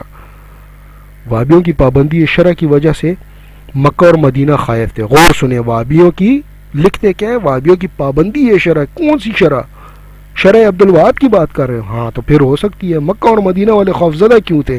کہ تم لوگ فتنہ پھیلاتے ہو نا، جس طرح آج تم سے تم لوگ فتنہ پھیلاتے ہو، لوگ تم سے خوفزدہ ہو جاتے ہیں، معصوم لوگ۔ اور مکہ اور مدینہ کے لوگوں کو خائف کرنے والوں کے متعلق کیا حدیث آئی ہے؟ ان پہ رسول اللہ صلی اللہ علیہ وسلم کی لعنت ہے، لعنت ہے تم لوگوں پر، جدی پشتی لعنت ہے تم لوگوں پر۔ پھر سید کو شریف مکہ نے بھی طلب کیا تھا، انہوں نے اپنے عقائد کے متعلق واضح صفائی پیش کر دی تو نجات مل گئی۔ پھر شریف مکہ نے اپنے یہاں مہمان رکھا، اس کے بعد ہر بلا سے بچت ہو گئی اور مادر وطن کو بخیریت واپس آئے۔ حج بیت اللہ کے وقت نجدیوں سے ملاقات ہوئی تھی، اسی وجہ سے ڈاکٹر ہیوجز نے لکھا ہے۔ اچھا مزے کی بات یہاں پہ میں بتاؤں، ایک بریک لگائے نا یہاں پر۔ شریف مکہ نے سید کو بلایا ہوگا، ٹھیک ہے، پوچھا ہوگا کہ بھائی تمہارے اوپر یہ بلیم ہے کہ تم وہابیوں کے عقائد کی وہ کر رہے ہو۔ اس کا مطلب یہ ہوا کہ مکہ اور مدینہ یہ مقبوضہ حجاز مقدس میں اس وقت تک کوئی وہابی نہیں تھا، ٹھیک؟ تو اس کا مطلب تم لوگ جدید فرقہ تھے۔ جب اس نے اپنے پوچھا کہ بھئی تمہارے عقائد اس کے ہیں، تو ظاہر ہے تمہارے ان مولویوں نے ڈھائی چوروں نے جھوٹ ہی بولا ہوگا، اسی وجہ سے اس کو پناہ دے دی کہ چلو ٹھیک ہے، اگر تمہاری یہ عقائد نہیں ہے وہابیوں والے تو تم لوگ یہاں پہ ٹھہر سکتے ہو، ورنہ اسی وقت ان کو پچھواڑے پہ لات مار کے باہر کر دینا تھا شریف مکہ نے۔ اور ڈاکٹر ہیوجز کے اس نے لکھا ہے کہ سید صاحب نے نجدیوں سے تعلیم حاصل کی تھی اور ان سے عقائد لے لیے تھے، حالانکہ یہ غلط بات ہے۔ ہاں میں کہہ رہا ہوں یہ غلط بات ہے۔ ان کو وہابی تعلیم دینے کے لیے ان کے ہمراہ خود شاہ اسماعیل مولوی عبداللہ اور دیگر مولوی تو موجود تھے۔ یعنی مطلب یہ ہے کہ دیوبند اور وہابیت کی تخلیق بعد میں ہوئی ہے اور بذات خود ان کا منحوس وجود ایک بدعت ہے۔ یہ سیکٹ یا فرقہ سنی اسلام میں ہرگز بھی نہیں تھا، بلکہ ان کو وہابی سمجھا گیا جب یہ مکہ پہنچے۔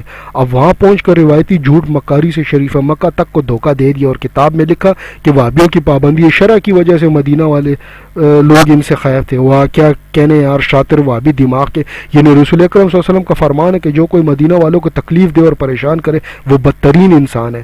خوارج کے ہاتھوں وہ لوگ نقصانات اٹھا چکے تھے، اور ہندوستان سے وہابیوں کا، ان جدید وہابیوں کا آنا، جیسا کہ خود اس کی کتاب میں لکھا ہے، دیوبندیوں کی یہ ثابت کرتا ہے کہ ہندوستان اور پاکستان میں پائی جانے والی دیوبندی نسل دراصل خوارج یعنی نجدیوں کی ایک گندی نسل کی پیروی ہے۔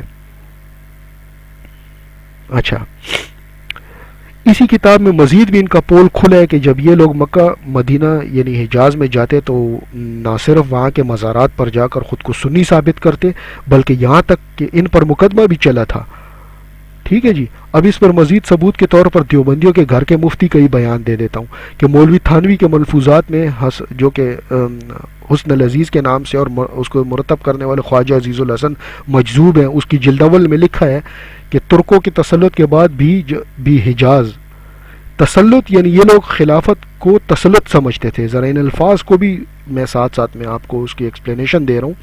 لکھتے ہیں کہ ترکوں کے تسلط کے بعد بھی حجاز میں نجدیوں کے خفیہ اڈے موجود تھے.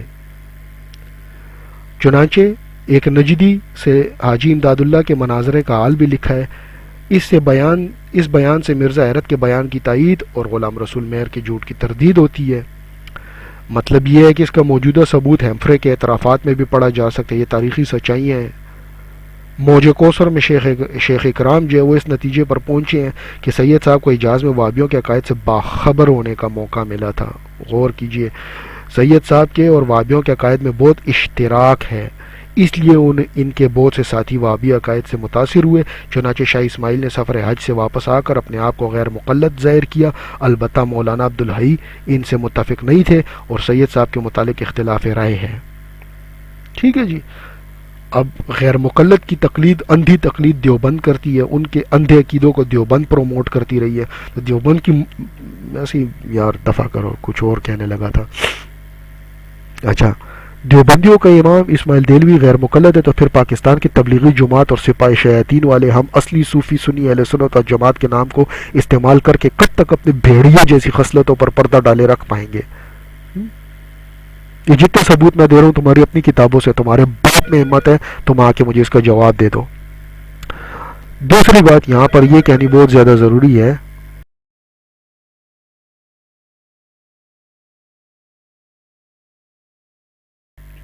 تو سوری ایک کال آ گئی تھی جس کی وجہ سے مجھے ذرا سلسلہ منقطع کرنا پڑا ہے.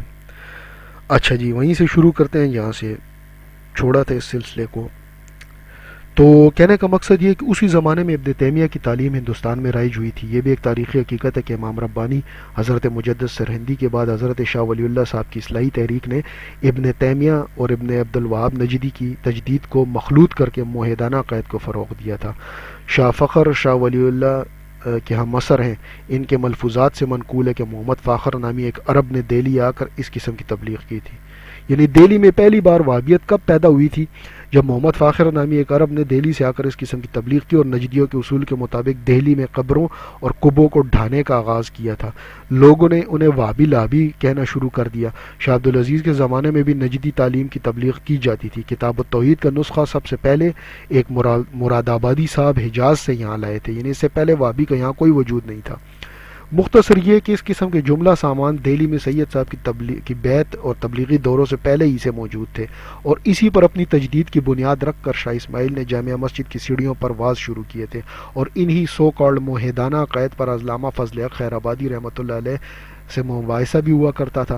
انہی مباحثوں کی وجہ سے شاہ اسماعیل میں افراط و غلو پیدا ہو گیا تھا. اسی نے علی الرغم شرک کے دائرے کو از حد وسیع کر دیا تھا. چنانچہ تقویت الایمان کا مسودہ اپنے احباب کو دکھاتے وقت اس امر کو انہوں نے خود اقرار کیا تھا. اچھا، ایک اور بک ہے ان کی تحفہ محمدیہ، اس میں بتایا گیا کہ جس وقت اسماعیل تقویت الایمان لکھ رہا تھا اس وقت اس کا ایک اور شاگرد مسمى امام بخش اس کا مسودہ ہر روز رات کو مولانا مملوک علی کو لے جا کر دکھا دیا کرتا تھا، اور وہ روزانہ اس حصے کا رد بھی لکھ دیا کرتے تھے. چنانچہ جب تک تقویت الایمان مکمل ہوئی تو مولانا مملوک علی کا رد بھی تکمیل کو پہنچا. اس رد کو مولانا مملوک علی نے 1817 عیسوی میں شائع کیا تھا، اور مولانا مملوک علی تقویت الایمان کا تلفظ قاف کو فے سے بدل کر لیا کرتے تھے، یعنی تفویت الایمان، ایمان کو فوت کرنے والی کتاب اس کو کہتے تھے. اس واقعے سے تقویت الایمان کی تصنیف کا تعین 1231 ہجری بمطابق 1817 سے پہلے سے کیا جا سکتا ہے. تو تقویت الایمان میں وہی مسائل ہیں جن پر ہزاروں بحثیں ہو چکی ہیں، لیکن جہاد پر آپ کو ایک لفظ نہیں ملے گا. اچھا، یہاں یہ بھی یاد رہے کہ موجودہ کتاب جو ہے اس کو اس کی وفات کے بعد محمد سلطان خان صاحب نے لکھا ہے، مگر مطالب شاہ اسماعیل کے ہی ہیں. اس کا حوالہ بھی آپ کو آیت طیبہ اور سماع احمدی سے ہی دیا گیا ہے. اس کے معنی یہ ہوئے کہ پنجاب کے خفیہ دوروں سے پہلے شاہ اسماعیل تقویت الایمان لکھ چکا تھا، اور یہ سید کے دوبارہ دہلی آنے سے پہلے کی لکھی جا چکی تھی، جبکہ صراط مستقیم دراصل تقویت الایمان کی نقل سمجھیں. اس میں کچھ ترمیم و تنسیخ بھی کی گئی ہے، اور اس میں مسئلہ جہاد کا بھی ذکر موجود ہے. مدینہ منورہ کی واپسی کا مدینہ منورہ سے واپسی کا سبب بھی ایک مہمہ ہے. روایت کی گئی ہے کہ سرد موسم کی وجہ سے قافلے کو تکلیف ہو رہی تھی، اس لیے عذرائے تراہم رسول کریم صلی اللہ علیہ وسلم نے اجازت رخصت دے دی. حیرت کی بات ہے بھائی، صحرا میں سردی، صحرا میں سردی اور اس کے بعد نبی کریم صلی اللہ علیہ وسلم سے اجازت. تم لوگ تو کہتے ہو جو مر گیا وہ مٹی میں مل گیا. تمہاری اسی شاہ اسماعیل بغیرت کے بچے نے تو خود لکھا ہوا ہے اپنی کتاب میں کہ وہ معاذ اللہ فوت ہو کر مٹی میں مل چکے ہیں. یہ بھی ایک جھوٹ اور تہمت ہے جو اس نے حدیث کے نام سے گھڑی ہے.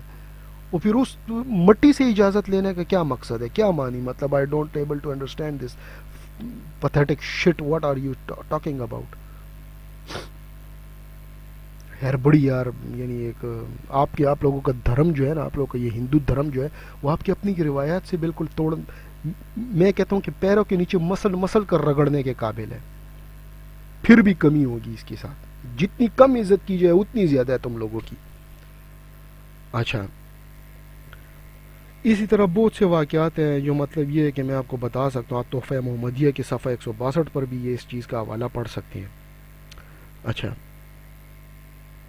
اب حیرانی کی بات ہے کہ اگر رسول مقبول صلی اللہ علیہ وسلم کی بشارت صحیح ہے تو انہی عقائد کی وجہ سے خارج البلد کرنے کا پتہ چلتا ہے. کوئی وجہ نہیں کہ مولوی عبدالحق نیوتنوی، ایک نام بھی سالوں کے عجیب قسم کے، نیوتنوی اور اسماعیل جیسوں کے شدر حال والے اعلام نے مکہ معظمہ والوں کے کان نہ کھولے ہوں، اور ابتدائی افواہوں کی وجہ سے انہوں نے جو غلط تعبیل کر کے مطمئن کیا تھا ان کے فریب دہی کو نہ سمجھ لیا. اور مکہ مکرمہ کہ اسی آخری قیام میں یہ لوگ کچھ خاموش نظر آتے ہیں، یہاں تک کہ ان کے نصیب میں حج بھی نہ تھا اور اللہ نے ان کو حاجی ہونے کے لقب سے بھی نہ نوازا، اور ان کو 1 ماہ پہلے ہی حج سے وہاں سے بھاگنا پڑ گیا تھا. موجے کریں، مطلب یہ ہے کہ 400 کو ساتھ میں لے کر پکنک نما حج پہ گئے تھے، وہ بھی خدا نے نصیب نہیں کیا اور لعنت پڑی تم لوگوں پر، حج کے بغیر بھاگنا پڑا تم لوگوں کو. اچھا، گورنمنٹ برطانیہ کی ایک معزز ہستی نے جو کرنل ویلزلی اور ڈیوک آف ویلنگٹن کے نام سے جانی جاتی ہے، اس نے لکھا ہے کہ برٹش حکومت تلوار کے زور پر قائم ہوئی ہے، اور ثبوت یہ دیا ہے کہ جتنے بھی حاکم ہوئے ان میں زیادہ تر سپاہی اور فوجی تھے، مثلا کاناوالس، ہیسنگز اور بارونگ آکلینڈ اور ایلن برود وغیرہ. مگر وہ بیانات جو ان صفحات میں مذکور ہے سے ظاہر ہوتا ہے کہ سلطنت مغلیہ کو انگلیشیا مکاری اور قیادی سے بنایا گیا تھا.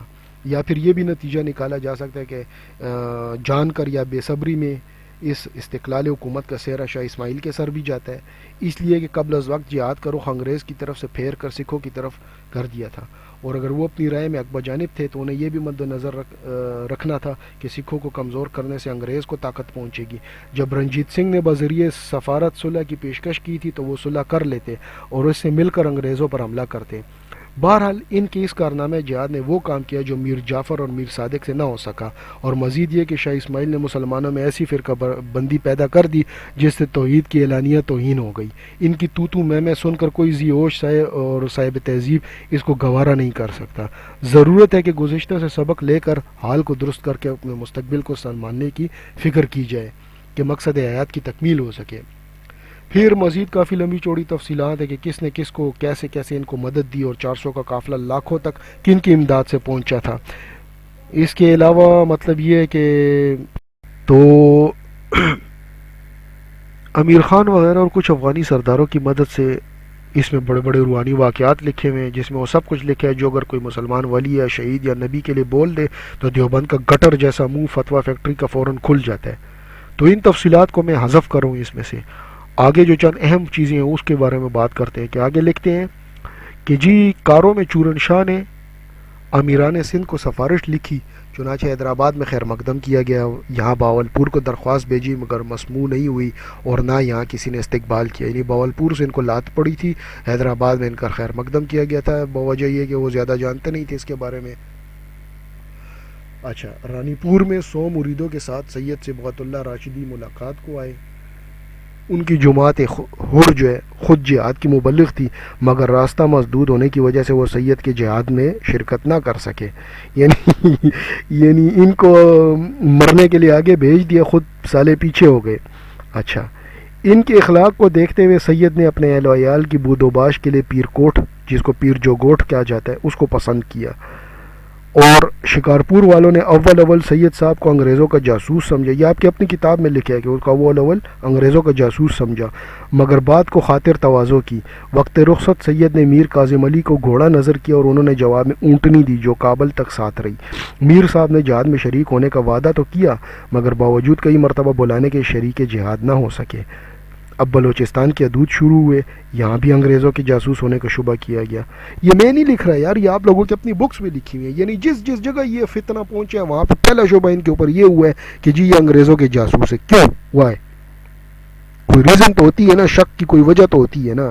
یہ منہ اٹھا کے ویسے ہی کوئی شک کر دیتا ہے لوگوں پر. اچھا جی، اس کے باوجود بھی ان کا کوئٹہ میں استقبال کیا گیا اور وہاں کے رئیس نے بیعت بھی کی ان کی. اچھا جی، چھتر پہنچے تو حاکم وقت ولی محمد کی معرفت محراب خان کو دعوت دی. یہاں بھی اہل و عیال کے ٹھہرانے کی خواہش ظاہر کی. یہ آپ کے اہل و عیال مطلب یہ ککڑیاں تھیں یا اس کے چوزے تھے کہ جو اس کو مختلف گروہوں میں مختلف جگہوں پہ تم لوگ انسٹال کر رہے تھے؟ یہ کیا چکر تھا؟ مطلب مجھے اس داستان کی سر پیر کی سمجھ نہیں آئی. تم لوگوں نے اپنی کتابوں میں کیا بکواس لکھی ہوئی ہے. یکم محرم 1252 ہجری کو دھار پہنچے. یہ درہ بولان کے جنوبی دانے پر ہے. اس کو پار کر کے کندھار آئے. یہاں کے حاکم پردل خان کو ان کی بے مائگی پر سخت حیرت ہوئی مگر کندھاریوں نے زور و شور سے عقیدت کا اظہار کیا. حاکم نے کہلا بھیجا کہ آپ کے اجتماع کی وجہ سے انتظام میں خلل پڑتا ہے، لہٰذا یہاں سے تشریف لے جائیں. مطلب یہ تو آپ کے دیوبندیوں کے الفاظ ہیں نا. ذرا توقف کر کے اس پہ سوچنا چاہیے اور اس دیوبندی الفاظ کی چالاکی کو سمجھنے کی ضرورت ہے کہ ایک طرف عقیدت کا اظہار اور دوسری طرف حاکم کا یہ کہنا کہ جلدی وٹک لو خلل پڑتا ہے. یہ کیسی جھوٹے عقیدت کے قصے دیوبندیوں نے اپنی کتابوں میں لکھے ہوئے ہیں. اس کے بعد سید صاحب نے قلعہ اعظم پور جا کر قیام کیا. یہاں خود بخود 400 کندھاری آ گئے تو سید نے حاکم سے اجازت لے کر 270 کو ساتھ لے لیا اور بقیہ سے وعدہ کر دیا کہ بعد کو ان کو بلا لیا جائے گا. آگے بڑھے تو غلیظیوں کا دعوت نامہ ملا مگر اس کا جواب نہیں دیا. جلدک نے علیزئی، یہ غلیظی انہوں نے لکھا ہے لیکن یہ غلط ہے، یہ علیزئی ہے لفظ بیسیکلی. علیزیوں نے حاضر ہو کر عرض کیا کہ ہم 40-50 ہزار سواروں سے شرکت کریں گے، لیکن سید نے نہ ان سے بیعت لی نہ ان کی درخواست قبول فرمائی. اس کی وجہ یہ تھی کہ وہ ناقابل اعتبار تھے. اب میں یہاں پہ ذرا ان کی پول کھولنا چاہتا ہوں. یہ بھی دیوبندیوں کی منافقت ہے. کیوں کہ دراصل پختونوں تک یہ بات پہنچ چکی تھی کہ یہ وہابی فتنہ ہے اور اکثریت کی رائے یہ تھی کہ علماء حق نے چونکہ ان کو ختم کرنے کا فتویٰ دیا ہے اس لیے ان کو ڈر تھا کہ کہیں ان پختونوں میں سے کسی کی نیت یہ نہ ہو کہ عین موقع پر الٹی آنتے گلے پڑ جائیں کہ مصداق. یہ وہ بات ہے جس کو یہ وہابی منافق بڑی چالاکی سے ادھر اپنے الفاظ کے گھماؤ پھراؤ میں چھپا گئے ہیں. اگر آپ وکیل نہ ہو نا تو آپ ان کی چالاکیوں کو نہ آپ سمجھ سکیں کہ یہ انہوں نے لکھا کیا ہے لوگوں کو. آگے لکھا ہے کہ جی پشاور والوں سے ان کے تعلقات خوشگوار نہیں تھے. ماشاءاللہ، یعنی پختونوں میں سے کسی کے ساتھ ان کے تعلقات خوشگوار نہیں تھے. کیوں؟ کیا تم ہندوستانیوں کی تشریف کا گندا ٹوکرا یہاں پر لانے سے پہلے پختون مسلمان نہیں تھے کیا؟ جس طرح تم لوگوں نے دیوبندیوں نے آج تک عوام کو حنفیت کے پردے میں اپنے آپ کو دکھا کر جھوٹ بول کر سنیت کے صدقے میں خود کو چھپا رکھا ہے، ویسے ہی اس دور کے سارے مطلب یہ ہے کہ پشاور پورے کا پورا پشاور آپ کے مخالف تھا. اچھا، کابل میں بھی جب ان کا قافلہ پہنچا تو اصل میں وہاں پر موجود قدیم سنی علماء اور لوگوں نے جب ان کے باطل عقیدوں کو سمجھا تو رفتہ رفتہ ان سے دور ہو گئے، جس کو دیوبندی مصرف نے بڑی چالاکی کے ساتھ ٹالنے کی کوشش کی ہے. ساری بکواس کے آخر میں یہ لکھا ہے کہ اتنے صفحات تعریفوں کے پل باندھنے کے بعد بھی صرف اور صرف ٹونک کے علاقے سے ان کی فوجوں کی مدد کی گئی. یعنی اتنی عقیدت مندیوں کے اظہار، فلانے تحفے طائف، اس لیے ہندوستان سے وقفے سے جتنے بھی گمراہ ہوتے ہیں ان کو افغانستان کا راستہ بتا دیا جاتا. اور تو اور اسی کتاب میں ثبوت کے طور پر قسطوں میں جو لوگ پہنچے تھے ان کی بھی تعداد بھی تحریر کی گئی ہے ناموں سمیت، جو 40، 50 اور 100 کی تعداد میں پہنچتے رہے ہیں.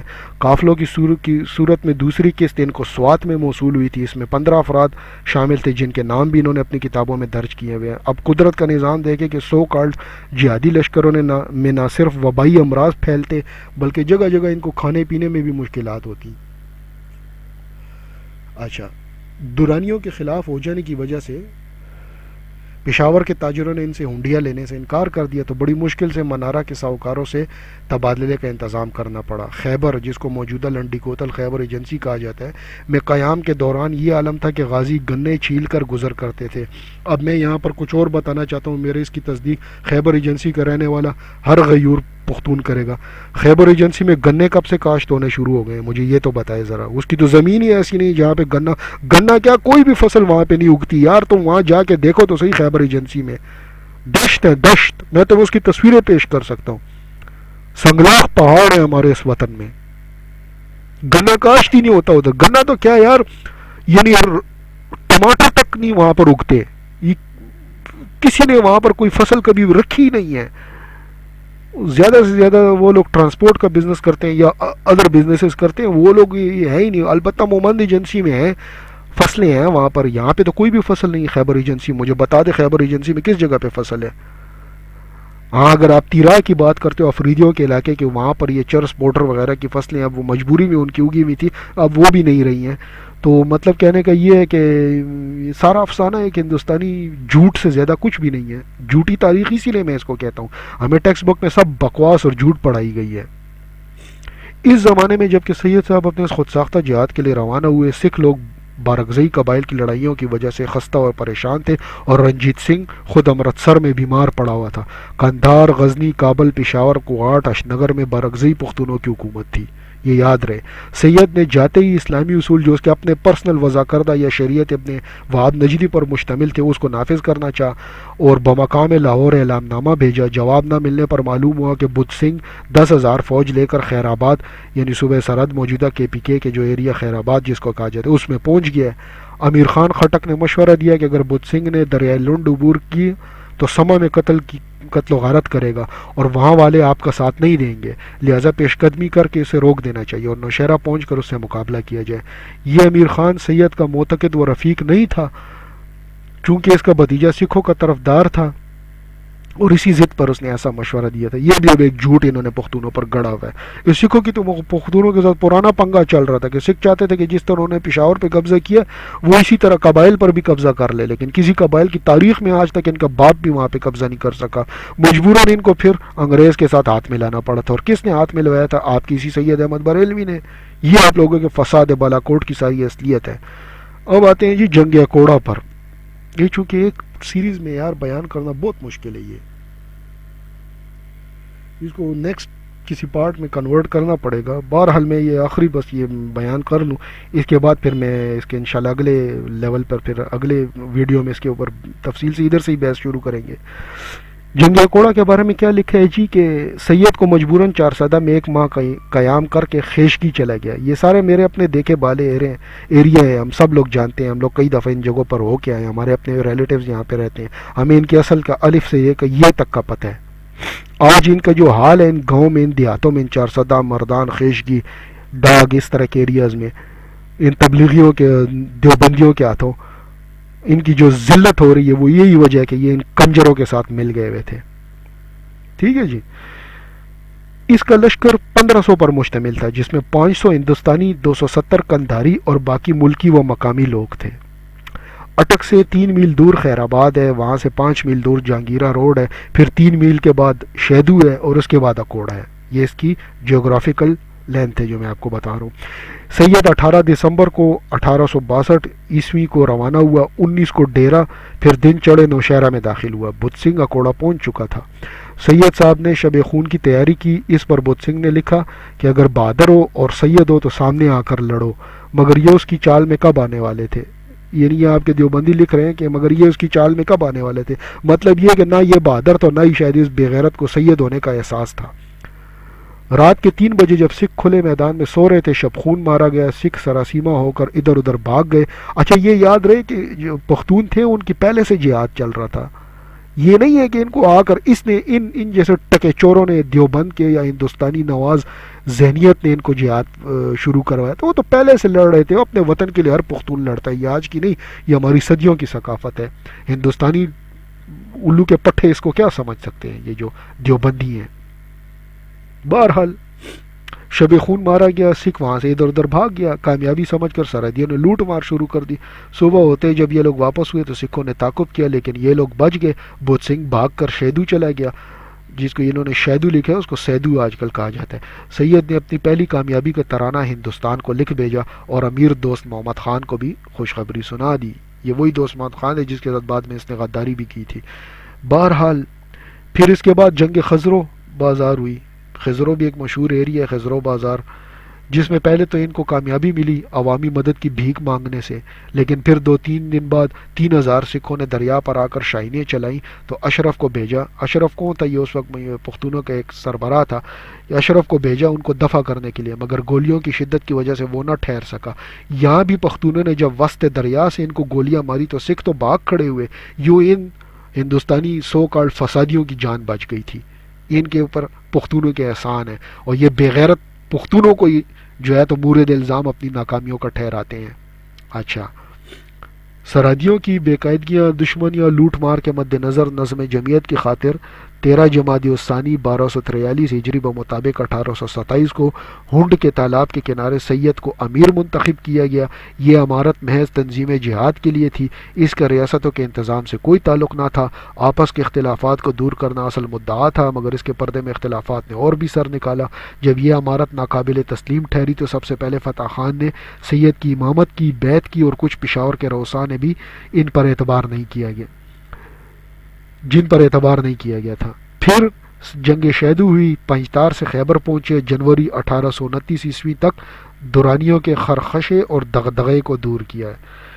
اچھا، مولانا غلام رسول مہر صاحب، آپ میرے سامنے ہوتے نا، میں نے آپ کو بھی خرخشے اور دغدغے کا بتانا تھا کہ یعنی اس اہم بات کو چالاک وہابی مصنف نے کس طرح سے گول کر دیا۔ شاید وہ نہیں جانتا کہ آزاد ذرائع کے مطابق یہاں انہوں نے شریعت تیمیہ رائج کرنے کی کوشش کی تھی، اور سیدھے سادے پختونوں کو جو سنیت پر ازل سے ابد تک قائم تھے ان کو یا تو قتل کر دیا گیا تھا مذہبی اختلاف کو بنیاد بنا کر، یا پھر ان کو مجبور کیا گیا تھا۔ جیسے آج یہ شیعوں کو مارتے ہیں، ہزارہ کو مارتے ہیں، جیسے یہ آج صوفیوں کو مارتے ہیں، ویسے ہی ان بدبختوں کے بڑوں نے ہمارے پختونوں کو شہید کیا تھا، اور مجبور کیا تھا کہ وہ اس کی ذاتی شریعت کو اسی طرح مان لے جس طرح انہوں نے سوات میں موجودہ دور میں بھی اپنا ایک مشرف کے دور میں اپنی شریعت نافذ کرنے کی کوشش کی تھی، مشرف کے دور کے بعد انفیکٹ۔ تو یہی وہ وجہ تھی جس کی وجہ سے ان کو بدترین شکستیں ہوئیں، جس کو مصنف دیوبند نے بڑی چالاکی اور لفاظی کے ساتھ خرخشے اور دغدغے کا نام دے دیا ہے۔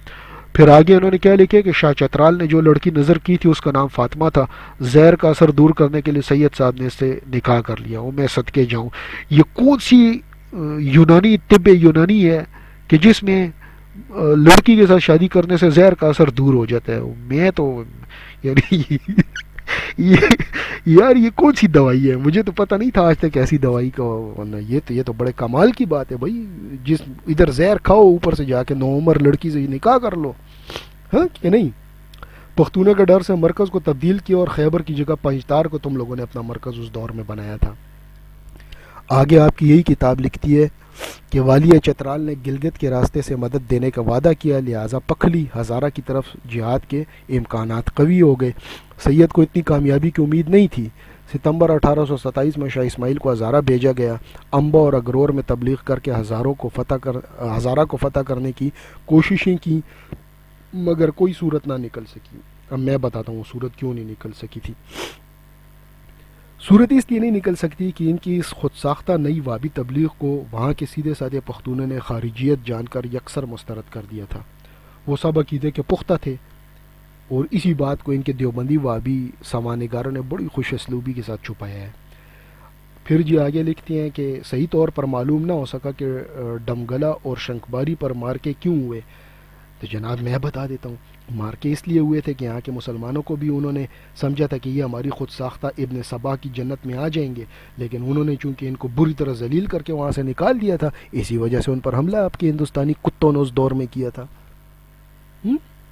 مولوی محبوب علی دہلی سے جہاد میں شریک ہونے کے لیے آئے، مگر یہاں کے حالات دیکھ کر یہ دل برداشتہ ہو گئے اور واپسی کی ٹھہرا لی۔ ان کے ساتھ کچھ اور مجاہدین بیزاری کی وجہ سے واپس ہوئے۔ اب سید صاحب نے سما اور خیبر کا دورہ کیا۔ پھر شعبان 1243 ہجری 1828 عیسوی کو مولوی عبدالحی کا خیبر میں انتقال ہوا۔ اب میں پوچھنا چاہتا ہوں ان سے، بیزاری کیوں ہوئی تھی؟ جب تم لوگوں نے اتنی بڑی بڑی کتابیں لکھی ہیں اور اس میں یہ جھوٹ لکھے ہیں کہ اتنے سردار اور بڑے بڑے لوگ جن کے تم دیوبندیوں نے تو مار لکھ مارے ہیں، وہ سب عقیدت مند تھے تمہارے ان ڈھونگیوں کے، تو پھر وہ عقیدتیں کہاں غائب ہو گئیں؟ جہاد سے اچانک پختونوں کو بیزاری کیسے ہو گئی؟ یہ کیسی سید کی دیوبندی تعلیم تھی، وہابی تعلیم تھی؟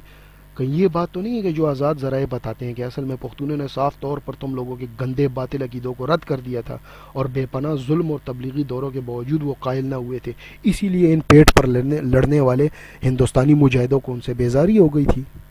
ایسا ہے کہ نہیں ہے؟ سید کو تنخواہ دار مجاہدین رکھنا پڑے، 2 ماہ کے بعد ان کی تنخواہ دے کر انہیں برخاست کر دیا تھا۔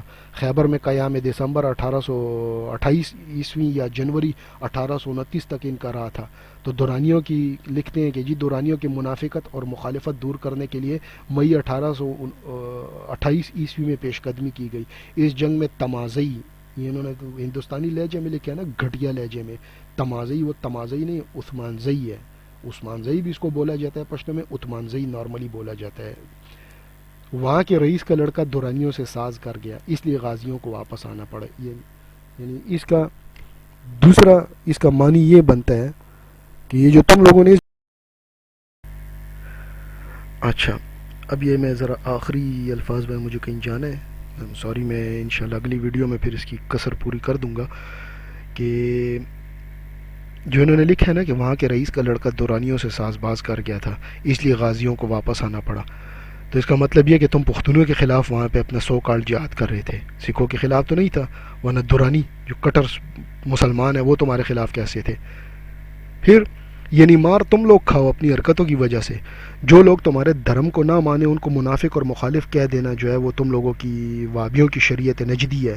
تو میرا سوال ہے دیوگن سے کہ دورانی جو کسی زمانے میں ہندوستان میں اسلام لانے کا باعث تھے، اچانک وہ مسلمانوں کے مخالف کیسے ہو گئے اور کیوں ہوئے؟ کیا وہ مسلمان نہیں رہے تھے؟ یا یوں کیوں نہ کہا جائے کہ تم جیسے منافقوں کو وہ پہچان گئے تھے، اسی لیے انہوں نے تمہاری چالوں کو سمجھ کر تمہاری ایک نہ چلنے دی اور اپنے علاقوں سے تمہیں نکال ڈالا۔ اور نرنگی زمانہ دیکھو، آج انہی غیرت مند پختونوں کی اولاد لوٹے اور تنبیاں اٹھا کر تم منافقوں کے ساتھ تبلیغی جماعتوں میں گشت کرتی پھرتی ہے، وہ اسی لیے پوری دنیا میں ذلیل اور رسوا ہو رہی ہے۔ یہ ہے تم لوگوں کا کام۔ اب میں چونکہ مجھے کہیں جانا ہے تو انشاءاللہ میں اس کی اگلی جو ہے رسم وفا آپ لوگوں کے ساتھ نبھاؤں گا، اور ان کو ایکسپوز کرنے کے اگلی ویڈیو انشاءاللہ آپ کو جلدی اپڈیٹ کر دی جائے گی۔ تو امید ہے کہ اب تک کا جتنا کچھ میں نے آپ کو بتایا ہے یہ اصل میں پس منظر ثابت کرتا ہے کہ جہاد بالا کوٹ ان کا سو کالڈ جہاد نہیں تھا، بلکہ وہ فساد بالا کوٹ تھا، جس کا مقصد صرف یہ تھا کہ سنی کٹر حنفی صوفی پختونوں کو شہید کیا جائے اور وہاں پر شریعت ابن تیمیہ کا رائج کیا جائے بجائے شریعت محمدی کے، جو آج تک تم لوگوں کی گندی نسلیں آج تک کرتی آ رہی ہیں۔ اور میرا بس چلے تو میں پختونوں کے ایک رگ سے تمہاری جہالت کو نکال کے باہر پھینک دوں، تم لوگ فساد کا، ہمارے پختون قوم کے لیے تذلیل کا باعث ہو۔ بلکہ پختونوں میں جو مسلمان کہنا چاہیے، پختون بعد میں آتا ہے، مسلمان پہلے آتا ہے۔ تم ایک اسلام کے نام پر ایک بدترین دبا ہو، جھوٹ کا پلندہ ہو تم لوگوں کی جو ہسٹری ہے وہ جھوٹ ہے، جھوٹ کے بھرے میں تم لوگوں کے تومار لکھے ہوئے تم لوگوں نے۔ اور جتنا بھی اس کی مطلب یہ ہے کہ جو کچھ آپ لوگوں کے بک سے میں نے اس وقت پیش کیے، سب کے حوالے اگر آپ لوگوں نے دیکھنے ہیں، اہل سنت و جماعت .boards.net کی ویب سائٹ پر جائیں، وہاں پر جا کے آپ کو پوری ہسٹری کے سیکشن میں مل جائے گا، یا مکاشفہ wordpress.com پر جا کے آپ لوگ پڑھیں، وہاں بھی نہیں پڑھتا ہمارے یہاں آپ فیس بک کے حنفی.سنیز کے پیج پہ آئیں، ایڈمنز وہاں پر موجود ہوں گے، جس ایڈمن کو آپ کہیں گے وہ آپ کو یہ اسکین نکال کے انہی کی کتابوں کے آپ کے سامنے پیش کر دیں گے۔ ان کے بعد اگر آپ کے باپ میں ہمت ہے، آپ کی ہندوستانی دیوبندیت کے باپ میں ہمت ہے، تو وہ آ کے رد کر دیں۔ وما علینا الا البلاغ المبین۔